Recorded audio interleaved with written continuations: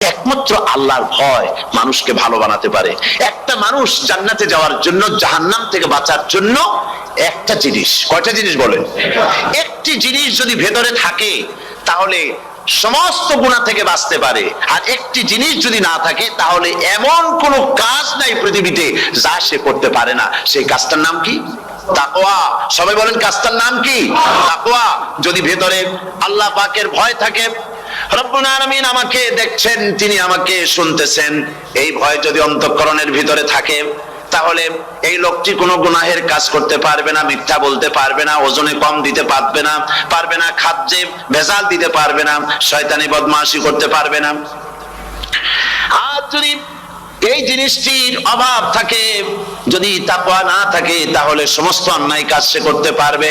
এই জন্য আল্লাহ রাব্বুল আলামিন বলেন, রোজা এই জন্য দান করেছে যাতে করে, রোজার মাস এই জন্য দিলাম, লাআল্লাকুম তাত্তাকুন, তোমাদের ভিতরে তাকওয়ার সৃষ্টি হয়।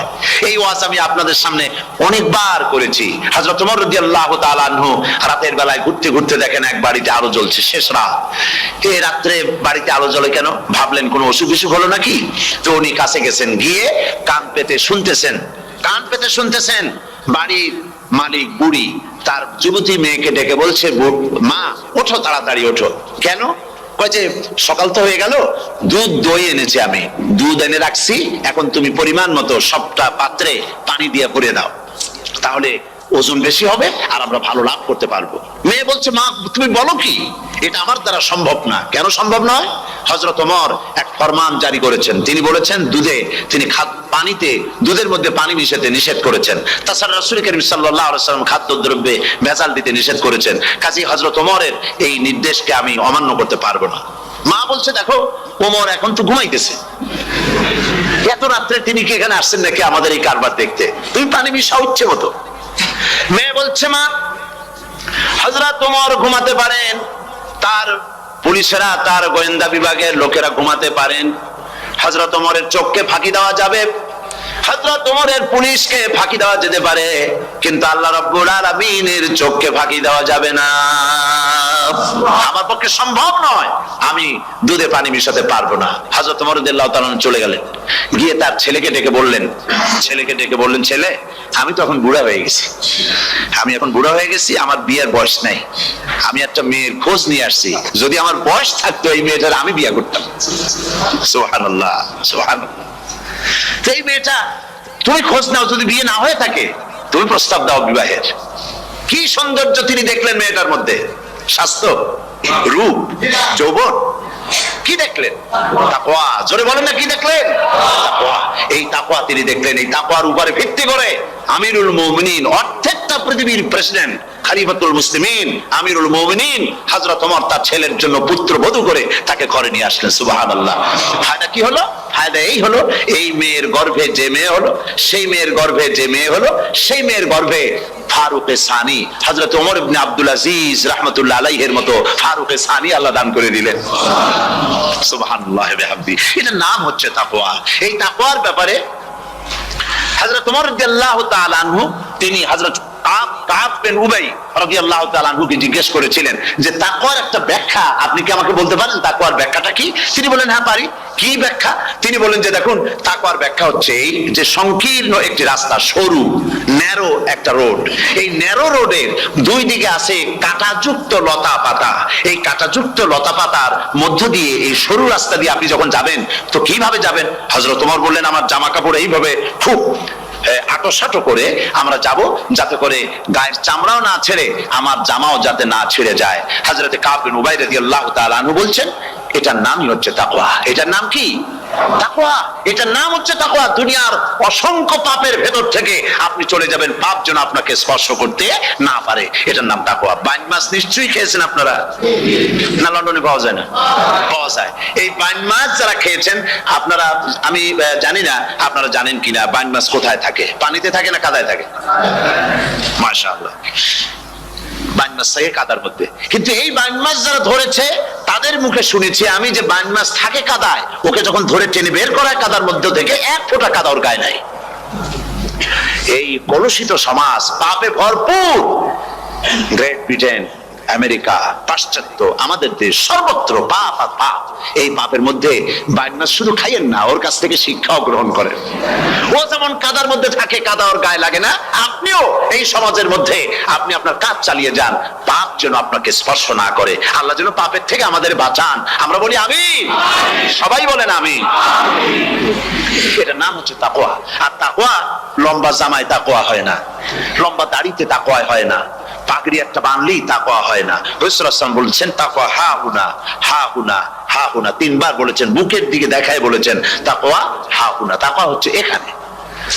এর অর্থ এই নয় যে আমি দাড়িকে আমি ছোট করে দেখছি, জামাকে ছোট করে দেখছি, তা নয়। কিন্তু বলছি যে তাকওয়াটা হচ্ছে অন্তরের ভেতরে। এই অন্তরের ভেতর থেকেই এটার বহির প্রকাশ হতে হবে। আপনার কথায়, আপনার বলায়, আপনার ওঠায়, আপনার বসায়, আপনার চালচলনে, আপনার বিয়ে শাদীতে, আপনার ব্যবসা বাণিজ্যের সর্বত্র তাকওয়ার ছাপ প্রদর্শিত হতে হবে। তাহলেই আমার মধ্যে তাকওয়া এসেছে বলে প্রমাণ হবে। আর এটাই আল্লাহ পাক চান, রমজান মুবারকে তোমাদের মধ্যে তাকওয়া সৃষ্টি হোক। রোজা সম্পর্কে এই কথাগুলি আমি বলে নিলাম। প্রথম 10 দিন শুধু রহমত নাজিল হবে, দ্বিতীয় 10 দিনে আল্লাহ পাক শুধু মাফ করতে থাকবেন, আর তৃতীয় 10 দিনে আল্লাহ পাক জাহান্নাম থেকে মুক্ত করে দিবেন। সুবহানাল্লাহ।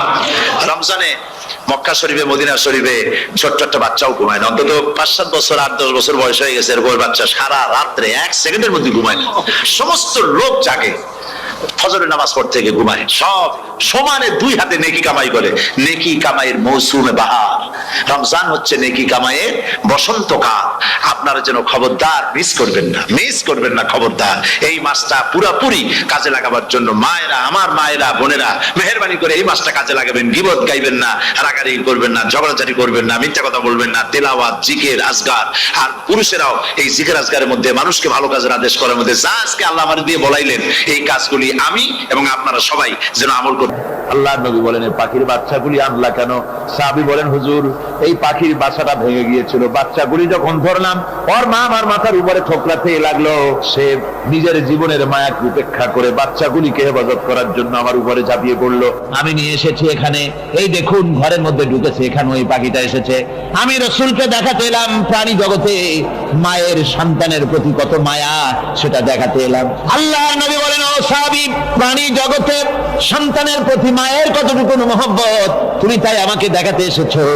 শোনো, এই প্রাণী জগতে সন্তানের প্রতি মায়ের যত মহব্বত, তার চাইতে লক্ষ কোটি গুণে বেশি মহব্বত বান্দার প্রতি আল্লাহ রব্বুল আলামিনের। মহব্বতকে, করুণাকে, রহমতকে, ভালোবাসাকে 100 ভাগ করা হয়েছে। 100 ভাগ করে 99 ভাগ আল্লাহ নিজের কাছে রেখেছেন, আর একটা ভাগ তামাম পৃথিবীর প্রাণী জগতে আল্লাহ ছড়াই দিয়েছেন। একটা ভাগ দিয়েছেন সারা দুনিয়ার প্রাণী জগৎ। সেই একটা ভাগে এই শত সহস্র কোটি প্রাণীর মধ্যে যেটুকুন আমরা পাইছি, এতটুকুন মহব্বতে সন্তানের জন্য কলিজায়, সন্তানের কোনো অকল্যাণ হলে কলিজায় পানি থাকে না, সন্তানের কোনো অসুবিধা হলে বা মা বাপের কষ্ট হলে বা কারো কোনো কষ্ট হলে আমরা এই ধরনের আমাদের অবস্থার সৃষ্টি হয়ে যায়। 1 ভাগ তামাম পৃথিবীর সমস্ত প্রাণী জগতে ছড়ায় দেওয়ার পর আমাদের অবস্থা যদি এই হয়, তাহলে 99 ভাগ রহমত যার কাছে, বান্দার প্রতি তার মহব্বত কতখানি। আমার বন্ধুগণ, রাসূল পাক সাল্লাল্লাহু আলাইহি ওয়াসাল্লাম বলেছেন ও সাহাবীরা, একজন লোক উটের পৃষ্ঠে যাচ্ছিল কোথাও, উটের পৃষ্ঠে তার খাবার আছে, পানিও আছে, যেতে যেতে মরুদ্যানের মধ্যে সে বিশ্রাম করলো। ঘুমের থেকে জেগে দেখে উট নাই, খাবার নাই, পানিও নাই। বড় লোকটা কেমন পেরেশান হয়। সাহাবীরা বলেন হুজুর, উট হচ্ছে মরুভূমির জাহাজ, উট হারায় গেছে, টাকা পয়সা যা ছিল, খাদ্য খাবার ছিল, সব চলে গেছে, এর থেকে পেরেশানি তো আর কিছুই হয় না। হুজুর বলেন লোকটা খানিকক্ষণ চিন্তা ভাবনা করতে করতে কিছুক্ষণ পর দেখলো উট ফিরে এসেছে, সমস্ত টাকা তার ওই খাদ্য আর পানিও নিয়ে হাজির হয়ে গেছে। বলো কেমন খুশি হয়। হুজুর, হযরত সাহাবীরা বলেন হুজুর, এর থেকে খুশি আর কি হতে পারে, লোকটার দিল তো ভরে যাবে।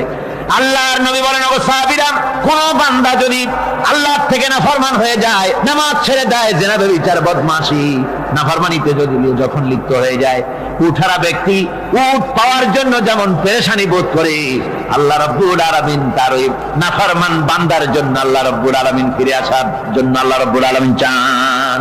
বান্দা যখন, নাফরমান বান্দা নিজের গুনাহ বুঝতে পেরে যখন সেজদায় পড়ে গিয়া কান্দে, রব্বুল আলামিন আমার গুনাহ মাফ করে দাও, এইভাবে যখন কাঁদতে থাকে, রব্বুল আলামিন আল্লাহর হাবিব বলেন উঠারা ব্যক্তি উঠ পেরে পড়ে ওই ব্যক্তি যত খুশি হন। কোন নাফরমান বান্দা যখন সিজদায় পড়ে যায়, আল্লাহ রাব্বুল আলামিন এর চাইতে লক্ষ কোটি গুণে বেশি খুশি হয়ে যান।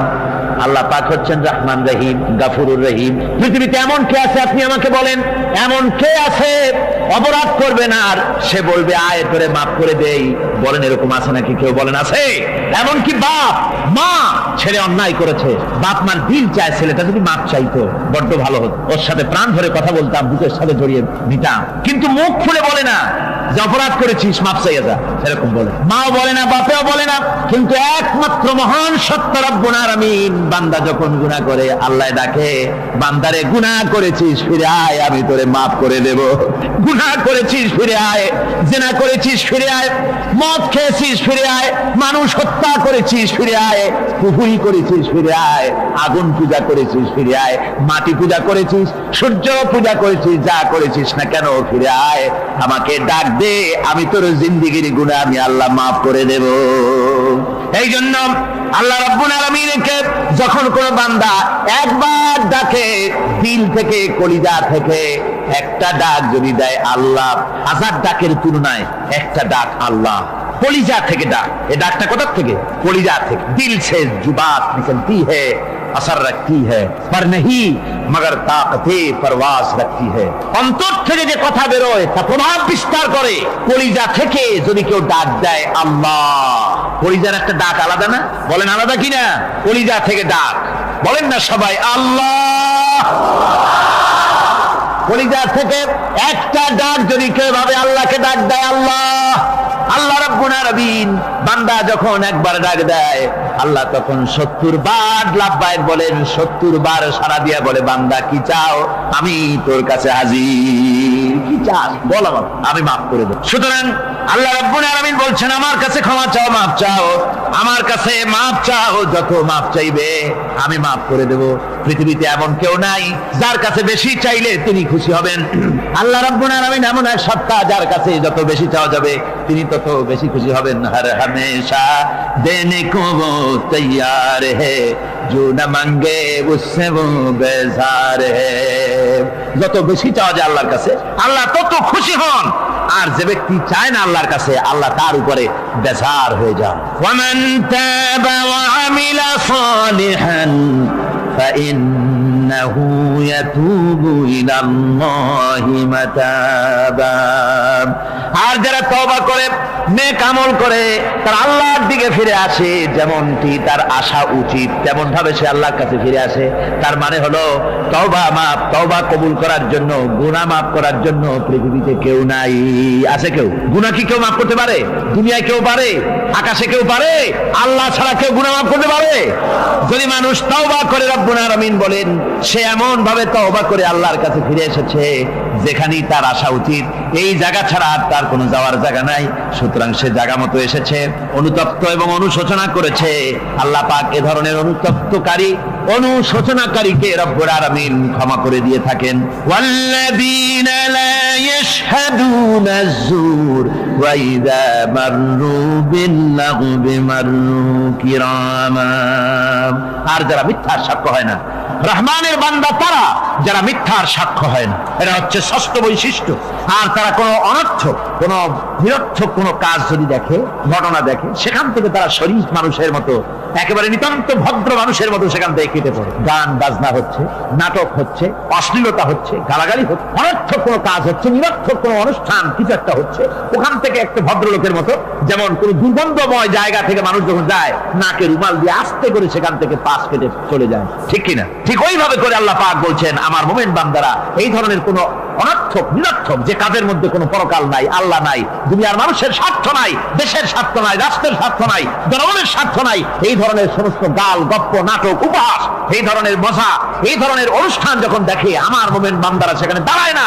ময়লার কাছ থেকে নাকে রুমাল দিয়ে মানুষ যেমন চলে যায়, এই লোকটিও তখন অত্যন্ত ভদ্রের মতো আস্তে করে পাশ কেটে বেরিয়ে যায়। ওয়াল্লাযীনা ইযা যুক্কিরু বিআয়াতি রাব্বিহিম লাম ইয়াখিরু আলাইহা সাম্মান ওয়া উমিয়ানা।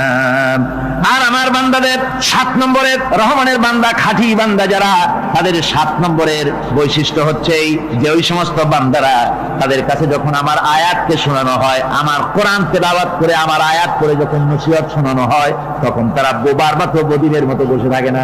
তারা বুঝতে পেরেছে?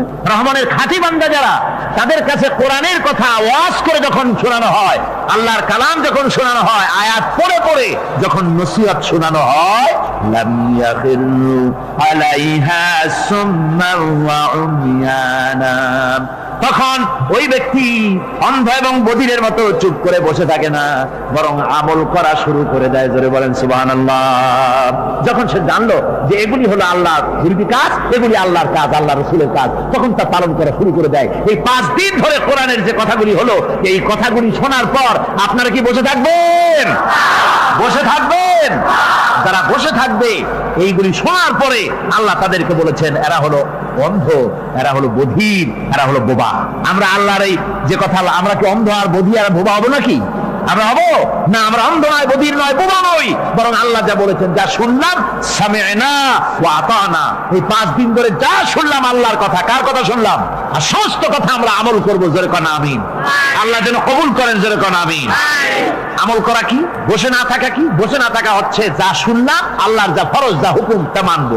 আল্লাহ যা নিষেধ করেছেন তার থেকে ফিরে থাকবো, এটাই হলো কাজ। এরপরে রব্বুল আলামিন বলেন, ওয়াল্লাযীনা ইয়াকুলুনা রাব্বানা হাব লানা মিন আজওয়াজিনা ওয়া যুররিয়্যাতিনা কুররাতা আয়ুন ওয়াজআলনা লিল মুত্তাকিনা ইমামা। রহমানের বান্দা 8 নম্বর এবং শেষ নাম্বার হচ্ছে এটা বৈশিষ্ট্য এই যে তারা রহমানের যারা খাঁটি বান্দা, আল্লাহর যারা খাঁটি বান্দা, তারা রব্বুল আলামিনের কাছে মুনাজাত করে, আমার রব, আয় আমার আল্লাহ, হাবলানা মিন আজওয়াজিনা ওয়া যুররিয়াতিনা, আমাদের এবং আমাদের স্ত্রীদের আর আমাদের সন্তানদেরকে তুমি দয়া করে আমাদের চক্ষুর শীতলতা বানায় দাও। জোরে বলেন আমিন। ওয়াজআলনা লিল মুত্তাকিনা ইমামা, আর আমার এই সন্তানদেরকে তুমি মুত্তাকিদের ইমাম বানায় দাও। শুধু মুত্তাকি বানায়ও না, মুত্তাকিদের নেতা বানায় দাও। জোরে বলেন সুবহানাল্লাহ। এই সূরাটা এইটা তখনকার কথা যখন এই মুমিনদের মক্কি সূরা, তো এটা যখন মক্কা শরীফে দেখা গেল যে মুসলমানেরা, যিনি ইসলাম কবুল করেছেন তার বাপ কাফের, যিনি ইসলাম কবুল করেছেন কারো বাপ কাফের, কারো মা কাফের, কারো সন্তান কাফের, কারো মেয়ে কাফের, কারো জামাই কাফের, সব প্রিয়জনেরা কুফরি হালতে আছে।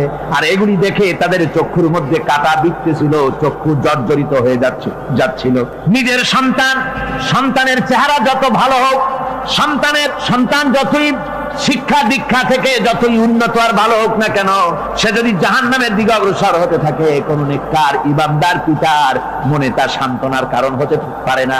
সে তখন আল্লাহর দরবারে, আল্লাহ পাক বলেন ওই মুমিন বান্দারা আমার কাছে দোয়া করে যে রব্বুল আলামিন আমার সন্তানদেরকে, আমার স্ত্রীদেরকে আমার চোখের শীতলতা বানাও, তাদের আমল আখলাক কেমন বানাও, যাতে আমাদের চক্ষু ঠান্ডা হয়ে যায়। জোরে বলেন আমিন। জোরে বলেন আমিন। সন্তানদের জন্য আল্লাহর কাছে দোয়া করতে হবে।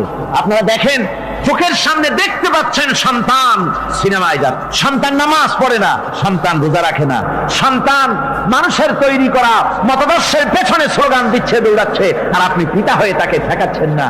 ওই ছেলে তো জাহান্নামে যাচ্ছে, আপনার দরদ হওয়া উচিত, ওই ছেলেকে ফিরানো দরকার, আর আল্লাহর কাছে দোয়া করা দরকার। আমার বন্ধুগণ, দোয়া আল্লাহ নিজেই শিখাই দিচ্ছেন, দোয়া করো।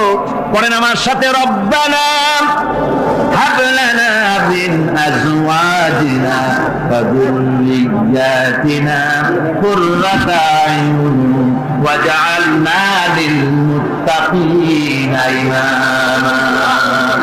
أولئك يجزون الغرفة بما صبروا ويلقون فيها تحية وسلاما। আল্লাহ পাক বলেন এই সব লোকদের জন্য তারা যে সবর করেছিল, সেই সবরের কারণে আমি তাদের উত্তম জাযা দান করব।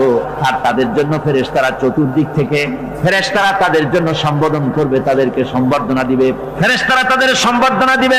ওয়াল মালাইকাতু ইয়াদখুলুনা আলাইহিম মিন কুল্লি বাবিন সালামুন আলাইকুম বিমা সাবারতুম ফানি'মা উকবাদ-দার। চতুর্দিক থেকে ফেরেশতারা আসতে থাকবে আর তারা সালাম দিতে থাকবে, তাদেরকে সম্বর্ধনা দেবে বেহেশতীদেরকে, আর বলবে তোমাদের জন্য এই পরকালের এই ঘরটাই জায়গাটা কতই না উত্তম করে আল্লাহ তৈরি করে রেখেছেন। বলেন সুবহানাল্লাহ। সালামুন আলাইকুম, আল্লাহ বলছেন উলাইকা ইউজসাউনাল গুরফাতা বিমা সাবারু, তোমরা যে সবর এখতিয়ার করেছিলে সেজন্য আজকে তোমাদের জন্য আমি এই বিরাট নিয়ামত তোমাদের জন্য রেখেছি। দ্বীনকে চালু করতে গেলে, ইসলামী আন্দোলন করতে গেলে বিপদ আসে, আর সেই বিপদে সবর এখতিয়ার করতে হয়। কত ভয় আসে, লোভ আসে, কত কিছু আসে, এগুলিকে উপেক্ষা করে যারা ইসলামী আন্দোলনের জন্য নফসের খাহেশকে, আরামকে হারাম করে দিয়ে আন্দোলনে যারা ঝাঁপিয়ে পড়তে পারে, তাদের জন্য আল্লাহ পাক এই সমস্ত নিয়ামত রেখে দিয়েছে। কুল মা ইয়াবাউ বিকুম রাব্বি লাউলা দুআউকুম ফাকাদ কাযযাবতুম ফাসাউফা ইয়াকুনু লিজামা। নবী, আপনি এদেরকে বলেন, আপনি এই লোকগুলিকে বলেন যে তোমাদের ব্যাপারে আল্লাহর কি প্রয়োজন পড়েছে যদি তোমরা আল্লাহকে নাই ডাকো, আল্লাহর কাছে যদি দোয়া না করো, যদি হাত না পাতো, আল্লাহ কি যদি না ডাকো, তাহলে তোমাদের যদি আল্লাহর দরকার, ফাকাদ কাযযাবতুম, তোমরা তো অস্বীকার করে চলছো। ফাসাউফা ইয়াকুনু লিজামা, খুব তাড়াতাড়ি করে তোমরা বুঝতে পারবে, এমন অবস্থা, এমন আযাব আসবে যে তখন তোমাদের প্রাণ বাঁচানোই দায় হয়ে পড়বে। আমার বন্ধুগণ, একটা মানুষের সাথে মানুষের সৃষ্টি আর পাথরও সৃষ্টি, পাথরও একটা মাখলুক, মানুষও মাখলুক। পাথরের সাথে মানুষের পার্থক্য কোথায়? পাথর আল্লাহর দরবারে হাত তুলতে পারে না, আল্লাহকে ডাকতে পারে না, মোনাজাত করতে পারে না। মানুষ ডাকতে পারে, হাত তুলতে পারে, তার হাত দেওয়া আছে। মানুষ হয়ে যদি আল্লাহর দরবারে হাত তুলতে না পারলেন, চোখের পানি যদি না ফেলতে পারলেন, আল্লাহ পাক বলছেন, ও নবী বলে দেন, আপনি বলুন তোমাদের দিয়ে কি প্রয়োজন আল্লাহর? লাউলা দুআউকুম, তোমরা যদি সেই আল্লাহকে যদি না ডাকো, যদি তার কাছে হাত না তোলো, তাহলে তোমাদের দিয়ে আল্লাহর দরকারটা কি? তোমাদেরকে রব্বুল আলামিন তৃণখণ্ডের মতো উড়িয়ে দিবেন, কোন মর্যাদা থাকবে না আল্লাহর কাছে। সুতরাং মর্যাদা পেতে হলে আল্লাহকে ডাকতে হবে, আল্লাহর কাছে চাইতে হবে।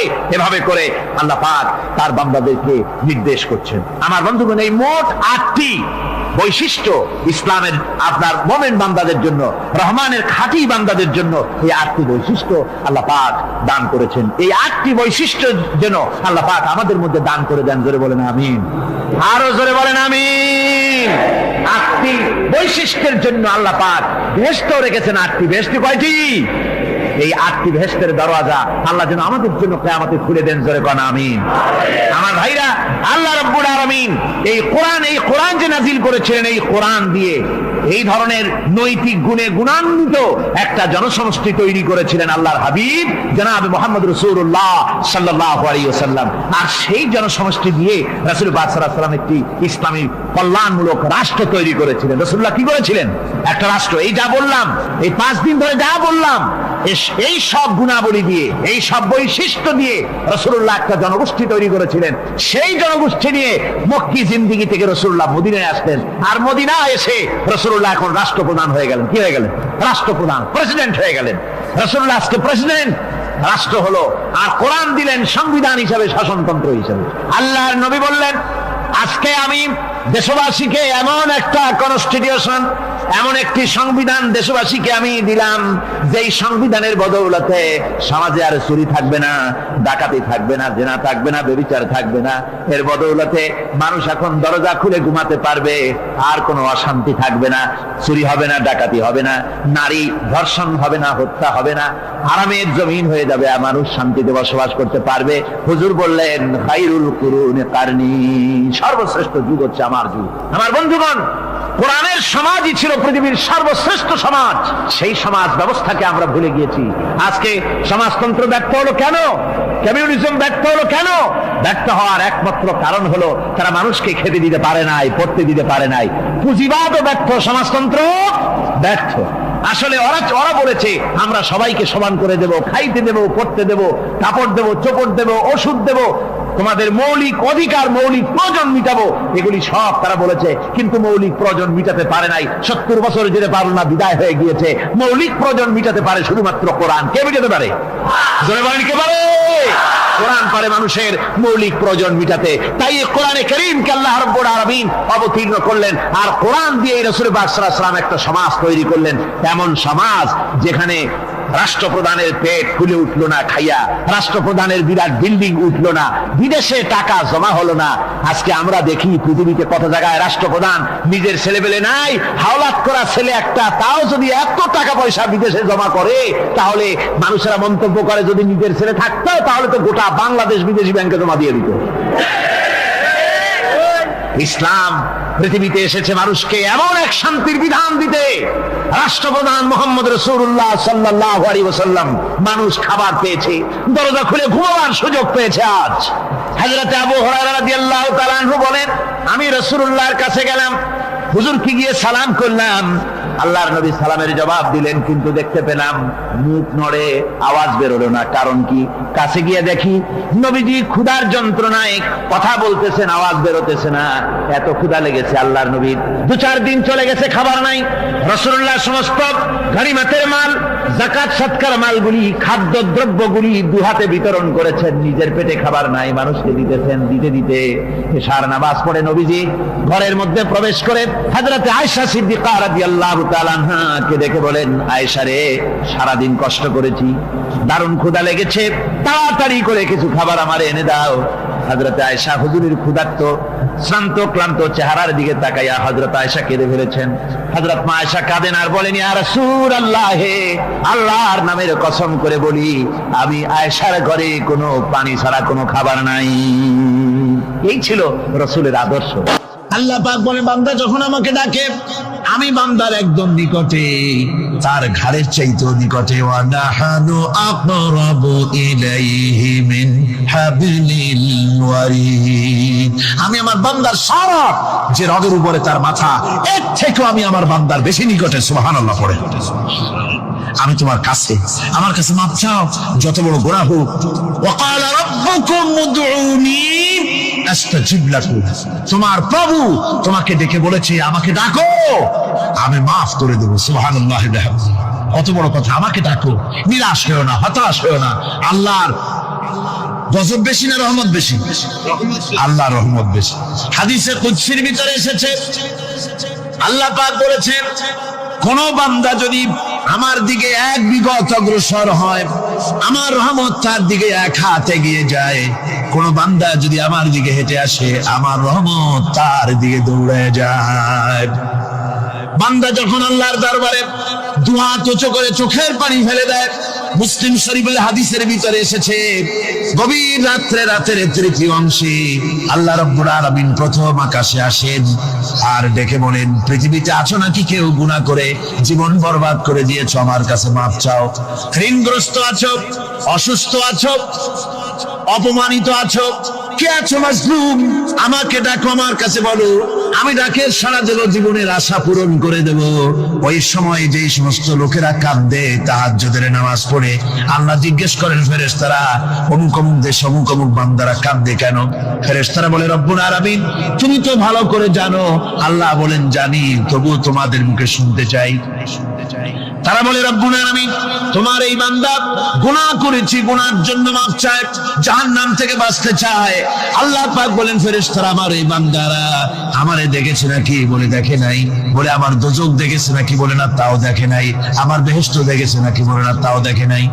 আল্লাহ পাক বলেন, ফেরেশতারা সাক্ষী থাকো, ওরা আমাকে দেখে নাই, আমার বেহেশত দোজখ কিছুই দেখে নাই, শুধুমাত্র আমার নবীর কথা, আমার কোরআনের কথা বিশ্বাস করে আরামের ঘুমকে হারাম করে যেভাবে তারা কাঁদতেছে, সাক্ষী থেকে যাও ফেরেশতারা, আমার রহমতের দরিয়ায় জোশ মেরেছে, আমার ওই ক্রন্দনরত বান্দাগুলিকে আমি আল্লাহ মাফ করে দিলাম। সুতরাং মুমিন বান্দা যারা, আল্লাহর মুমিন বান্দা যারা, এই ঈমানের কোয়ালিটি, এটাও হতাশায় নিরাশায় ভেঙে পড়বে না। গুনাহ তো মানুষই করে, গুনাহ হয়ে গেছে, মাপ চাও। তোমার গুনাহ কদ্দুর? তোমার গুনাহ যদি হয় পাহাড় সমান, আল্লাহর রহমত আকাশ সমান।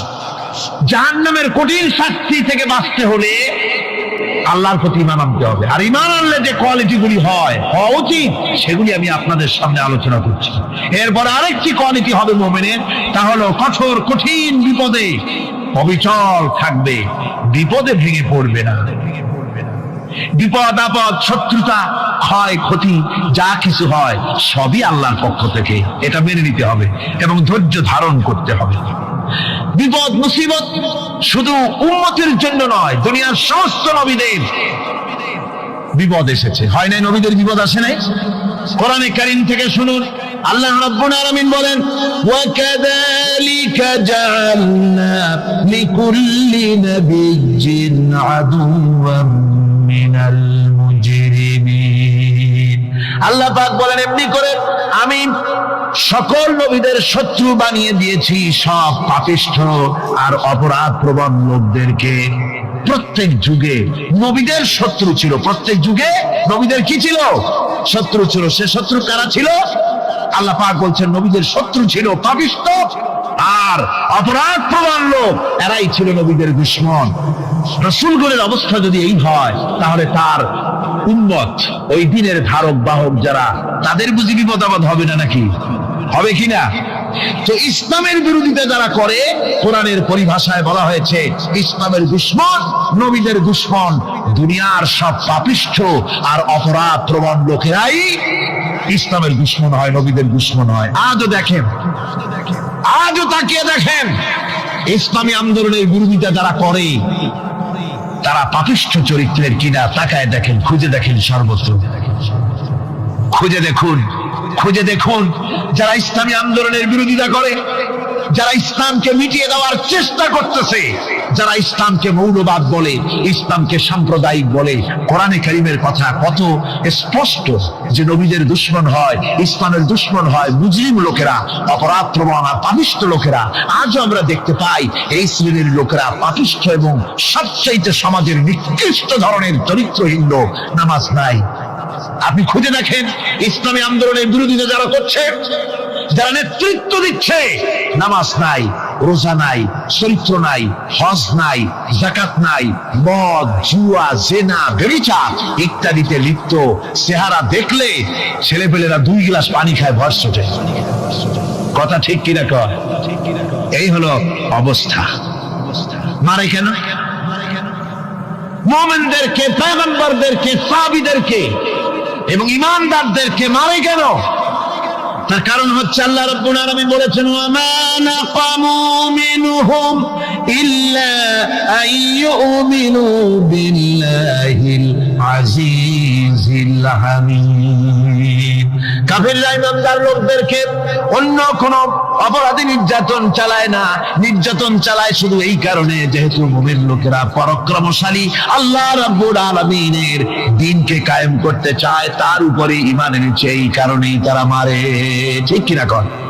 যুগে যুগে নবীদের উপরে, সাহাবীদের উপরে যে অত্যাচার হয়েছে, সেই অত্যাচার এই কারণেই হয়েছে, অন্য কোনো কারণে নয়। এই কঠিন বিপদে অবিচলতা এবং ধৈর্যের দৃষ্টান্ত নবীগণ পেশ করেছেন পৃথিবীর বুকে। আমরা দেখেছি ইব্রাহিম আলাইহিস সালামকে আগুনে ফালানো হয়েছে, আছে না কোরআন শরীফে? আমি কিন্তু গল্প করতেছি না, সব কোরআনের কথা। কিসের কথা? ইব্রাহিম আলাইহিস সালামকে আগুনে ফালানো হচ্ছে। অপরাধ কি? অপরাধ হচ্ছে হযরত ইব্রাহিম আলাইহিস সালাম দাওয়াত দিয়েছেন, লা ইলাহা ইল্লাল্লাহ। জোরে পড়েন, লা ইলাহা ইল্লাল্লাহ, লা ইলাহা, লা ইলাহা ইল্লাল্লাহ মুহাম্মাদুর রাসূলুল্লাহ। হযরত ইব্রাহিম আলাইহিস সালাম দ্বীনের দাওয়াত দিয়েছেন, এক আল্লাহর দাওয়াত দিয়েছেন, ঈমানের দাওয়াত দিয়েছেন। আর কোন অপরাধ ছিল না। নমরুদ সহ্য করতে পারলো না। কোরআনে কারীমের মধ্যে সব কথাগুলি আল্লাহ পাক এই জন্য বিধৃত করেছেন, এই জন্য কোরআনে কারীমের মধ্যে সব কথা উঠায় দিয়েছেন, যাতে করে মুমিনেরা বিপদ আসলে পরে যেন ঘাবড়ে না যায়।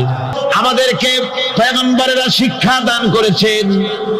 আমরা দেখতে পেয়েছি বিশ্বনবী জনাবে মুহাম্মদুর রাসূলুল্লাহ সাল্লাল্লাহু আলাইহি ওয়াসাল্লাম হিজরতের রাত, কাফেররা চতুর্দিকে দাঁড়ানো, হযরত জিবরাইল এসে বলেন, ইয়া রাসূলুল্লাহ, কাফেররা চতুর্দিকে ঘিরে দাঁড়িয়েছে, গভীর রাত, এখন হাতে তাদের তরবারি, সকাল হলে পরেই তারা আপনাকে মেরে ফেলে দেবে, তাড়াতাড়ি ওঠেন, মদিনার দিকে চলে যান।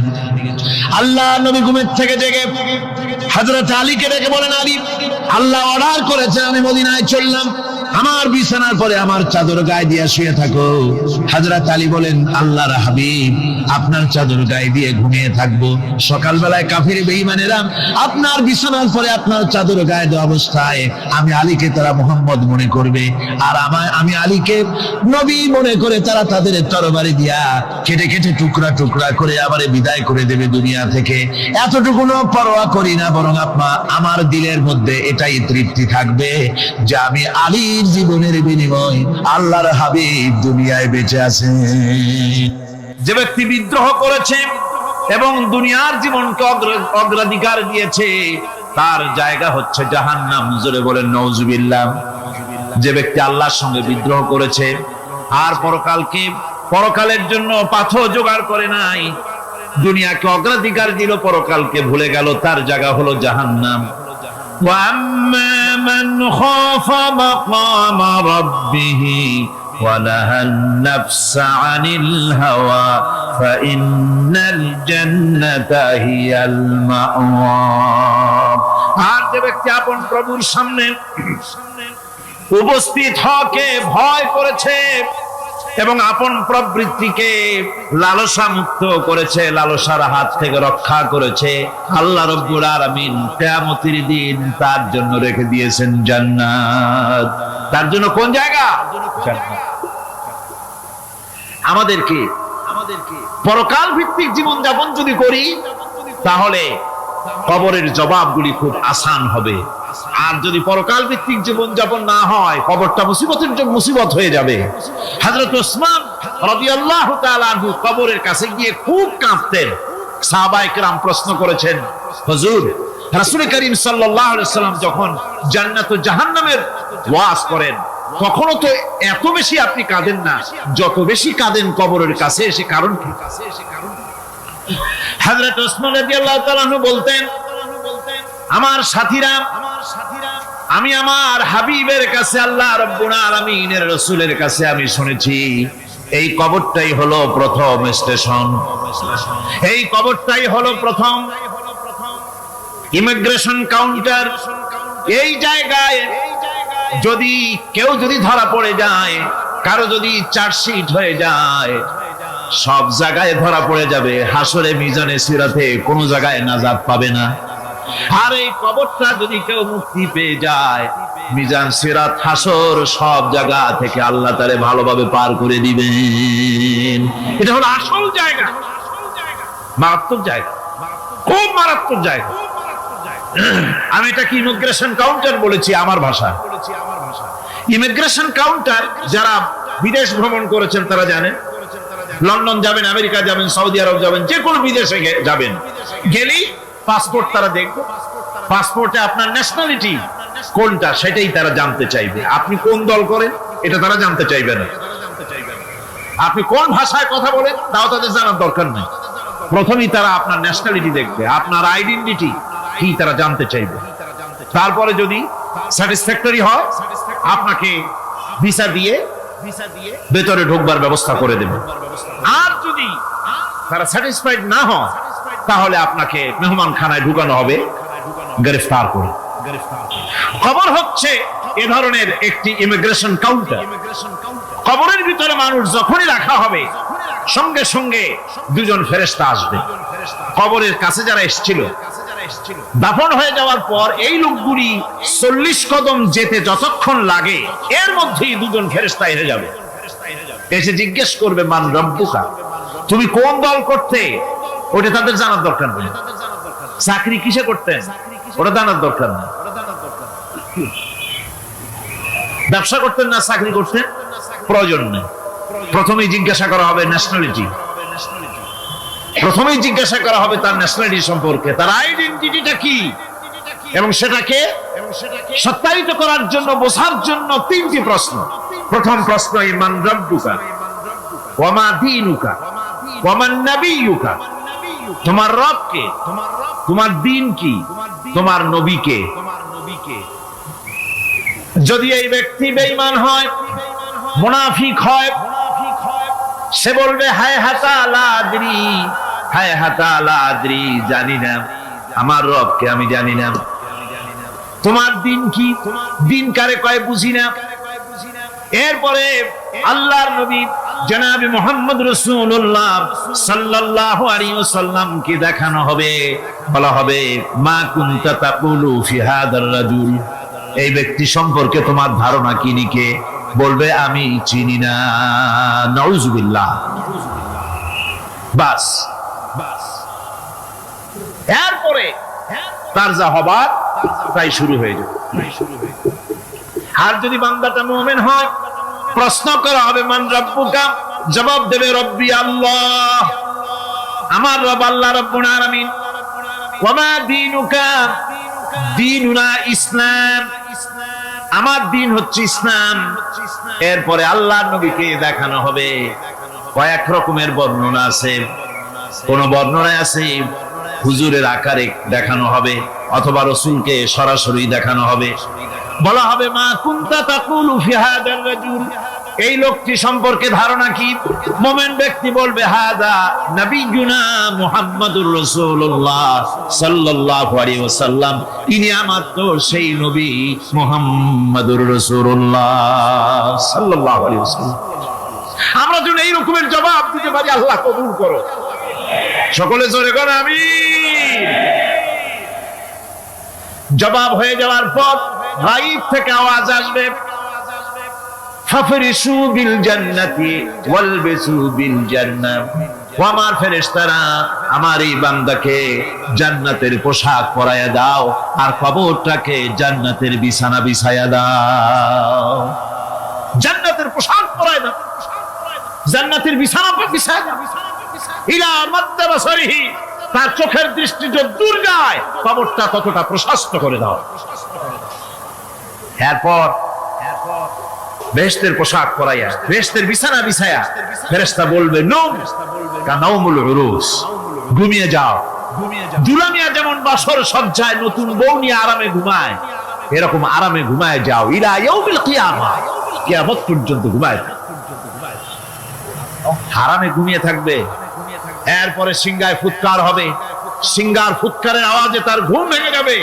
বলবে ইয়া ওয়াইলানা মান বা'আথানা মিন মারকাদিনা, হায় আফসোস, আমার এত আরামের ঘুম থেকে কে আমাকে জাগ্রত করলো, আমার ঘুমটারে নষ্ট করলো কে। আওয়াজ আসবে হাযা মা ওয়াদার রহমান ওয়া সাদাকাল মুরসালুন, এটা হচ্ছে রহমানের সেই ওয়াদা, আর মুরসালিনরা নবীরা সত্য কথাই বলেছিলেন, সেই কিয়ামত অনুষ্ঠিত হচ্ছে। আমার বন্ধুগণ,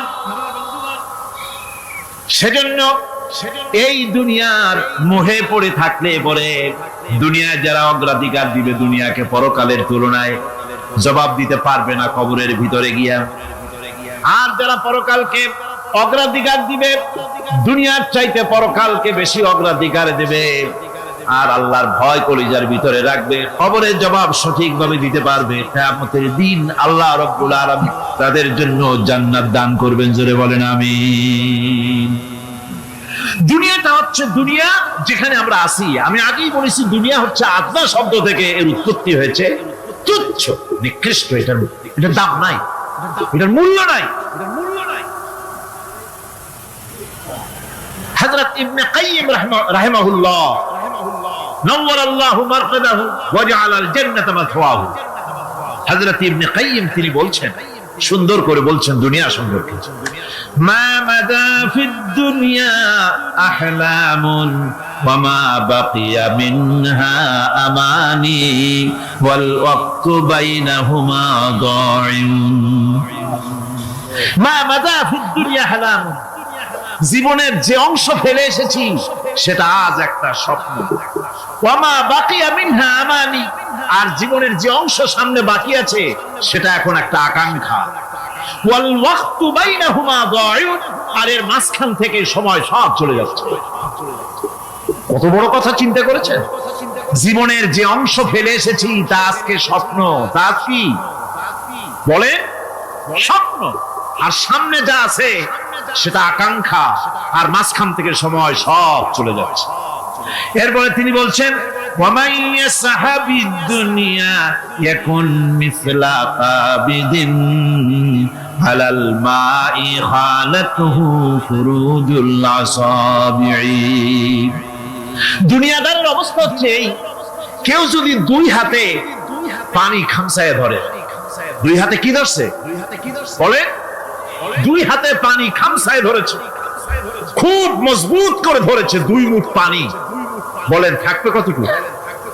কতটুকু থাকবে? এক ফোঁটাও থাকবে না। কারণ তার আঙ্গুলের ফাঁক তার সাথে খেয়ানত করবে, আঙ্গুলের ফাঁক দিয়া পানিগুলি সব বেরিয়ে চলে যাবে। সুতরাং দুনিয়া যারা চায় তারা ঠিক পানি খামসায় ধরলে পানি যেমন হাতের ভেতর থেকে খেয়ানত করে চলে যায়, যারা দুনিয়া চায় দুনিয়াও তাদেরকে এভাবে ফাঁকি দিয়ে চলে যায়। তবুও দুনিয়ার মায়া মানুষের এত বেশি। আল্লাহর নবী বলেন লাউ কানা লি ইবনি আদামা ওয়াদিন মিন যাহাবিন লাহাব্বা ইয়াকুনা লাহু সানিন। এই পৃথিবীতে যদি কাউকে একটা মাঠ ভরে যদি সোনা দেওয়া যায়, লোকটা বলবে রব্বুল আলামিন আমি যদি আরেকটা মাঠ এরকম সোনা ভরা পেতাম। দ্বিতীয় আরেকটা মাঠ দেওয়া হলে আবার বলবে যদি তৃতীয় আরেকটা মাঠ সোনা ভরে যদি পেতাম। নবীজি বলেন ওয়ালা ইয়ামলাউ জাওফু ইবনু আদামা ইল্লা তুরাব। মানুষের পেট 3.5 হাত মাটি ছাড়া, কবরের মাটি ছাড়া মানুষের পেট ভরবে না। আরো চাই, আরো চাই, চাওয়ার কোনো শেষ নাই। মানুষ এভাবে করে দুনিয়ার মহব্বতে এমনি পাগল হয়ে যায়, শুধু দুনিয়ার মহব্বত, পরকালকে বেমালুম ভুলে যায়।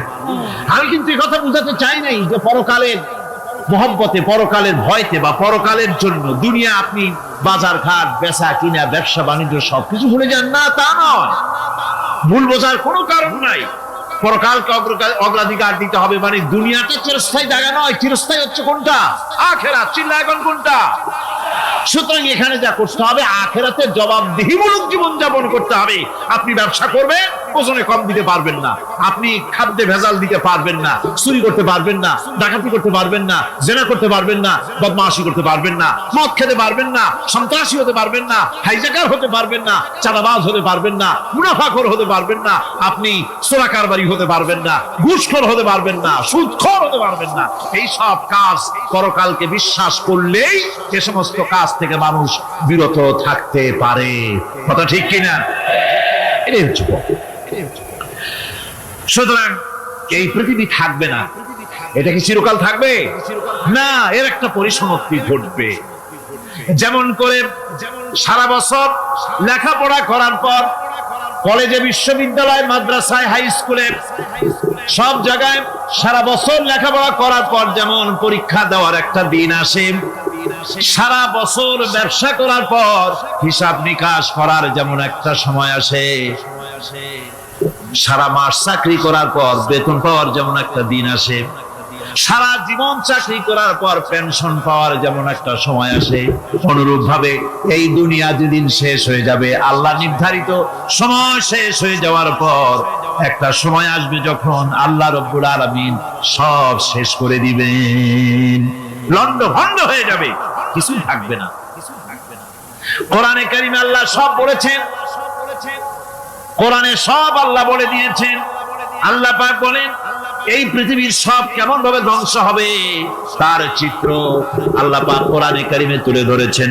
ইদাস সামাউ ফাতারাত ওয়া ইদাল কাওয়াকিবু তাসারাত ওয়া ইদাল বিহারু ফুজ্জিরাত ওয়া ইদাল কুবুরু বু'সিরাত। যখন আকাশসমূহ দীর্ঘ বিদীর্ণ হয়ে যাবে, তারকাগুলি বিক্ষিপ্ত হয়ে ছিটকে পড়বে, আর সমুদ্রগুলি উচ্ছ্বসিত হয়ে পড়বে, কবরগুলি সব তার ভেতরে যা আছে উদ্গীরণ করে দেবে, তারকাগুলি স্তিমিত হয়ে যাবে। এরপরে সমস্ত আকাশগুলি কিতাবের পৃষ্ঠার মতো একটার পরে একটা ঠাস ঠাস করে পড়তে থাকবে, চূর্ণ বিচূর্ণ হয়ে ভেঙে চুরে একাকার হয়ে যাবে। পাহাড়গুলিকে উড়িয়ে দেওয়া হবে, চন্দ্র এবং সূর্য একাকার হয়ে, আল্লাহ রাব্বুল আলামিন বলেন ফাইদা বারিকাল বাসার ওয়া খাসাফাল কমার ওয়া জুমিআশ শামসু ওয়াল কমার। চক্ষু যখন বিস্ফারিত হয়ে যাবে, চাঁদ যখন তার আলো হারিয়ে ফেলবে, সূর্য যখন তার আলো হারিয়ে ফেলবে, চাঁদ আর সূর্য সব একাকার হয়ে যাবে, সেই সময়ের অবস্থাটা কি চিন্তা করো। মানুষ হয়রান হয়ে দৌড়াদৌড়ি করবে। وَحُمِلَتِ الْأَرْضُ وَالْجِبَالُ فَدُكَّتَا دَكَّةً وَاحِدَةً। জমিন এবং পাহাড়গুলির মধ্যে আল্লাহ রাব্বুল আলামিন সংঘর্ষ বাঁধিয়ে দিবেন। পাহাড়গুলি ভেঙে চুরে টুকরা টুকরা হয়ে যাবে। পাহাড়গুলি উঁচু করে জমিনের উপরে আছাড় মেরে আল্লাহ রাব্বুল আলামিন ভেঙে চুরে চুরমার করে দিবেন। সুবহানাল্লাহ। আল্লাহ পাক বলেন, জেনে রাখো, দুঃখ এবং কষ্টের সাথে রয়েছে সুযোগ আর সুবিধা, আর অসচ্ছলতার সাথে রয়েছে উদার সচ্ছলতা। জোরে কোন সুবহানাল্লাহ। কাজে ভয় পাওয়ার কারণ নাই, হতাশ হওয়ার কারণ নাই। গুনাহ করেছো, হতাশ হয় না। যুবকদের গুনাহ করা স্বাভাবিক। ইউনিভার্সিটির ছাত্র, কলেজের ছাত্র, প্রফেসর, শিক্ষক, অফিসার ঘুষ খেয়েছেন, জিনা করা হয়েছে, মদ খাওয়া হয়েছে, মিথ্যা কথা বলা হয়েছে, যাই কিছু করেন না কেন ভয় পাওয়ার কারণ নাই, নিরাশ হওয়ার কোনো দরকার নাই। আল্লাহ পাক ডেকে বলেছেন, কুল ইয়া ইবাদিয়াল্লাযীনা সারাফু আলা আনফুসিহিম লা তাকনাতু মির রাহমাতিল্লাহ। আমার আল্লাহ বলেন, ও নবী, আপনি শুনায় দেন, হে আল্লাহর বান্দারা, তোমরা যারা নিজেদের উপরে বাড়াবাড়ি করেছো, নিজেদের উপরে জুলুম করেছো, অত্যাচার করেছো, আমি আল্লাহর রহমত থেকে নিরাশ হয়ে যেও না। মানুষ যদি অপরাধ করে, বাপের সাথে অপরাধ করেছে, মায়ের সাথে অপরাধ করেছে, মা বাবা সন্তানের চাইতে এত বড় কল্যাণকামী তো আর কেউ নাই, কিন্তু মা বাবা কোনোদিন বলে না আয় আমার ছেলে তোরে মাফ করে দেই, এরকম বলে নাকি? মন চায় ছেলে যদি মাপ চাইতো, খুশি হয়ে মাফ করে দিতাম, কিন্তু কেন যে আসে না, ডাকে না যে আয় মাফ করে দেই। মা বাপ আপনাকে এত ভালোবাসে, সেই মা বাপও আপনাকে বলে না যে আয় মাফ করে দেই। আমার আল্লাহ হচ্ছেন এমন আল্লাহ, আল্লাহ রাব্বুল আলামিন ডাকেন, এ বান্দা, খুন করেছিস ফিরে আয়, জিনা করেছিস ফিরে আয়, হত্যা করেছিস ফিরে আয়, চুরি করেছিস ফিরে আয়, কুফরি করেছিস ফিরে আয়, সুদ খেয়েছিস, ঘুষ খেয়েছিস, মদ খেয়েছিস ফিরে আয়, এসে আমার দরবারে চোখের পানি ফেল, আমার দরবারে কাঁদাকাটি কর। ইন্নাল্লাহা ইয়াগফিরুয যুনুবা জামিআ ইন্নাহু হুয়াল গফুরুর রহিম। আমার দরবারে চোখের পানি ফেলে কান, আমি রব্বুল আলামিন জিন্দেগীর গুনাহ মাফ করে দেব। সুবহানাল্লাহ, সুবহানাল্লাহ। আমার কাছে কান, চোখের পানি ফেল। আল্লাহ রাব্বুল আলামিনের কাছে বান্দার দুইটা ফোঁটা বেশি প্রিয়।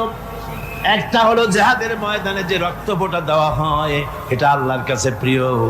আর আল্লাহর ভয়তে গুনার জন্য লজ্জা করে, অনুশোচনা করে বান্দা যখন চোখের পানি ছেড়ে দেয়, আল্লাহর কাছে এটা অত্যন্ত প্রিয়। নবীজি বলেছেন, বান্দা যখন গুনার ভয়তে, আল্লাহর ভয়তে, জাহান্নামের ভয়তে অনুশোচনা করে যখন চোখ দিয়া পানি ছেড়ে দেয়, ওই চোখের পানি নাকের অর্ধেক আসতে না আসতে আল্লাহ রাব্বুল আলামিন বান্দারে মাফ করে দেয়। আল্লাহ বরদাস্ত করতে পারেন না যে বান্দা কান্দুক। আমার ভাইরা, আল্লাহ রহমত, এই পৃথিবীতে আল্লাহ রহমতকে 100 ভাগ করা হয়েছে। আল্লাহ রহমতের কত ভাগ? এই 100 ভাগের 1 ভাগ সারা পৃথিবীতে ছড়াই দেওয়া হয়েছে। আর 99 ভাগ কার কাছে? আল্লাহর কাছে। এজন্য আল্লাহ রাব্বুল আলামিন বলেছেন, নাব্বি ইবাদি আন্নী আনাল গফুরুর রহিম। ও আমার নবী, সুসংবাদ দিয়ে দাও, বান্দাদেরকে শোনায় দাও যে আমি আল্লাহ তাআলা ক্ষমাশীল আর দয়াবান। হুজুর কাঁদতেছিলেন। হযরত ওমর রাদিয়াল্লাহু তাআলা আনহু এসে দেখেন হুজুর একা কাঁদতেছে। হুজুর জিজ্ঞেস করছেন, হযরত ওমর জিজ্ঞেস করলেন, হুজুর আপনি কাঁদেন কেন একা একা? হযরত ওমর বলেন, আমি যখন প্রশ্ন করলাম নবীজি বললেন, আমার কাছে কিছু আগে জিবরাইল এসেছিলেন। জিবরাইল এসে আমাকে বললেন, আল্লাহ পাক বলেছেন, হে আমার নবী, ইসলামের ভিতরে থেকে যে সমস্ত মানুষগুলো ইসলামের ভিতরে থেকে চুল আর দাড়ি পাকায় দিছে, কিয়ামতের দিন এই লোকগুলারে আমি শাস্তি দিতে আমার শরম হবে। হযরত ওমর বলেন, হুজুর উম্মতের জন্য কত বড় খোশ খবর এটা, আর আপনি কাঁদতেছেন। হুজুর বলেন, ওমর তুমি জানো না আমার কান্নার কারণ ভিন্ন। আমার কান্নার কারণ হলো যে আল্লাহ রাব্বুল আলামিন কিয়ামতের দিন দাড়ি চুল পাকা বান্দারে শাস্তি দিতে শরম করবেন। সেই দাড়ি চুল পাকা বান্দাগুলি আল্লাহর সাথে নাফরমানি করতে শরম করে না। আমি এই লজ্জায় কাঁদতেছি।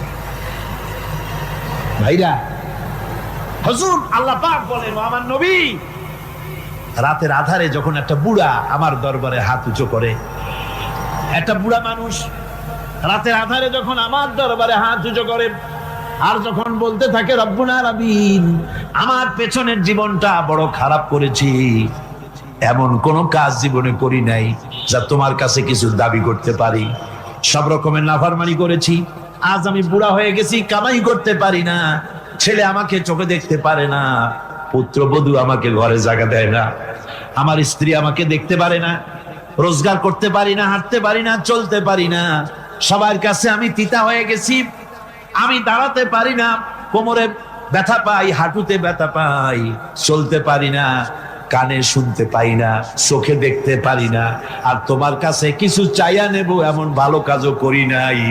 এইভাবে যখন বান্দা কাঁদতে থাকে আমার দরবারে, ও আমার হাবিব আমার রহমতের দরিয়ায় জোশ মেরে যায়, আমার শরম হয় এই বুড়াটারে কেমনে খালি হাতে ফিরাইয়া দেই। সুবহানাল্লাহ, সুবহানাল্লাহ।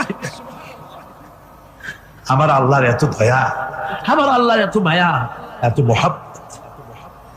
আমার আল্লাহ রাব্বুল আলামিন বলেন, وَإِذَا سَأَلَكَ عِبَادِي عَنِّي فَإِنِّي قَرِيبٌ। আমার হাবিব, আমার বান্দা আমার ব্যাপারে প্রশ্ন করে, আমি বান্দার একদম নিকটে।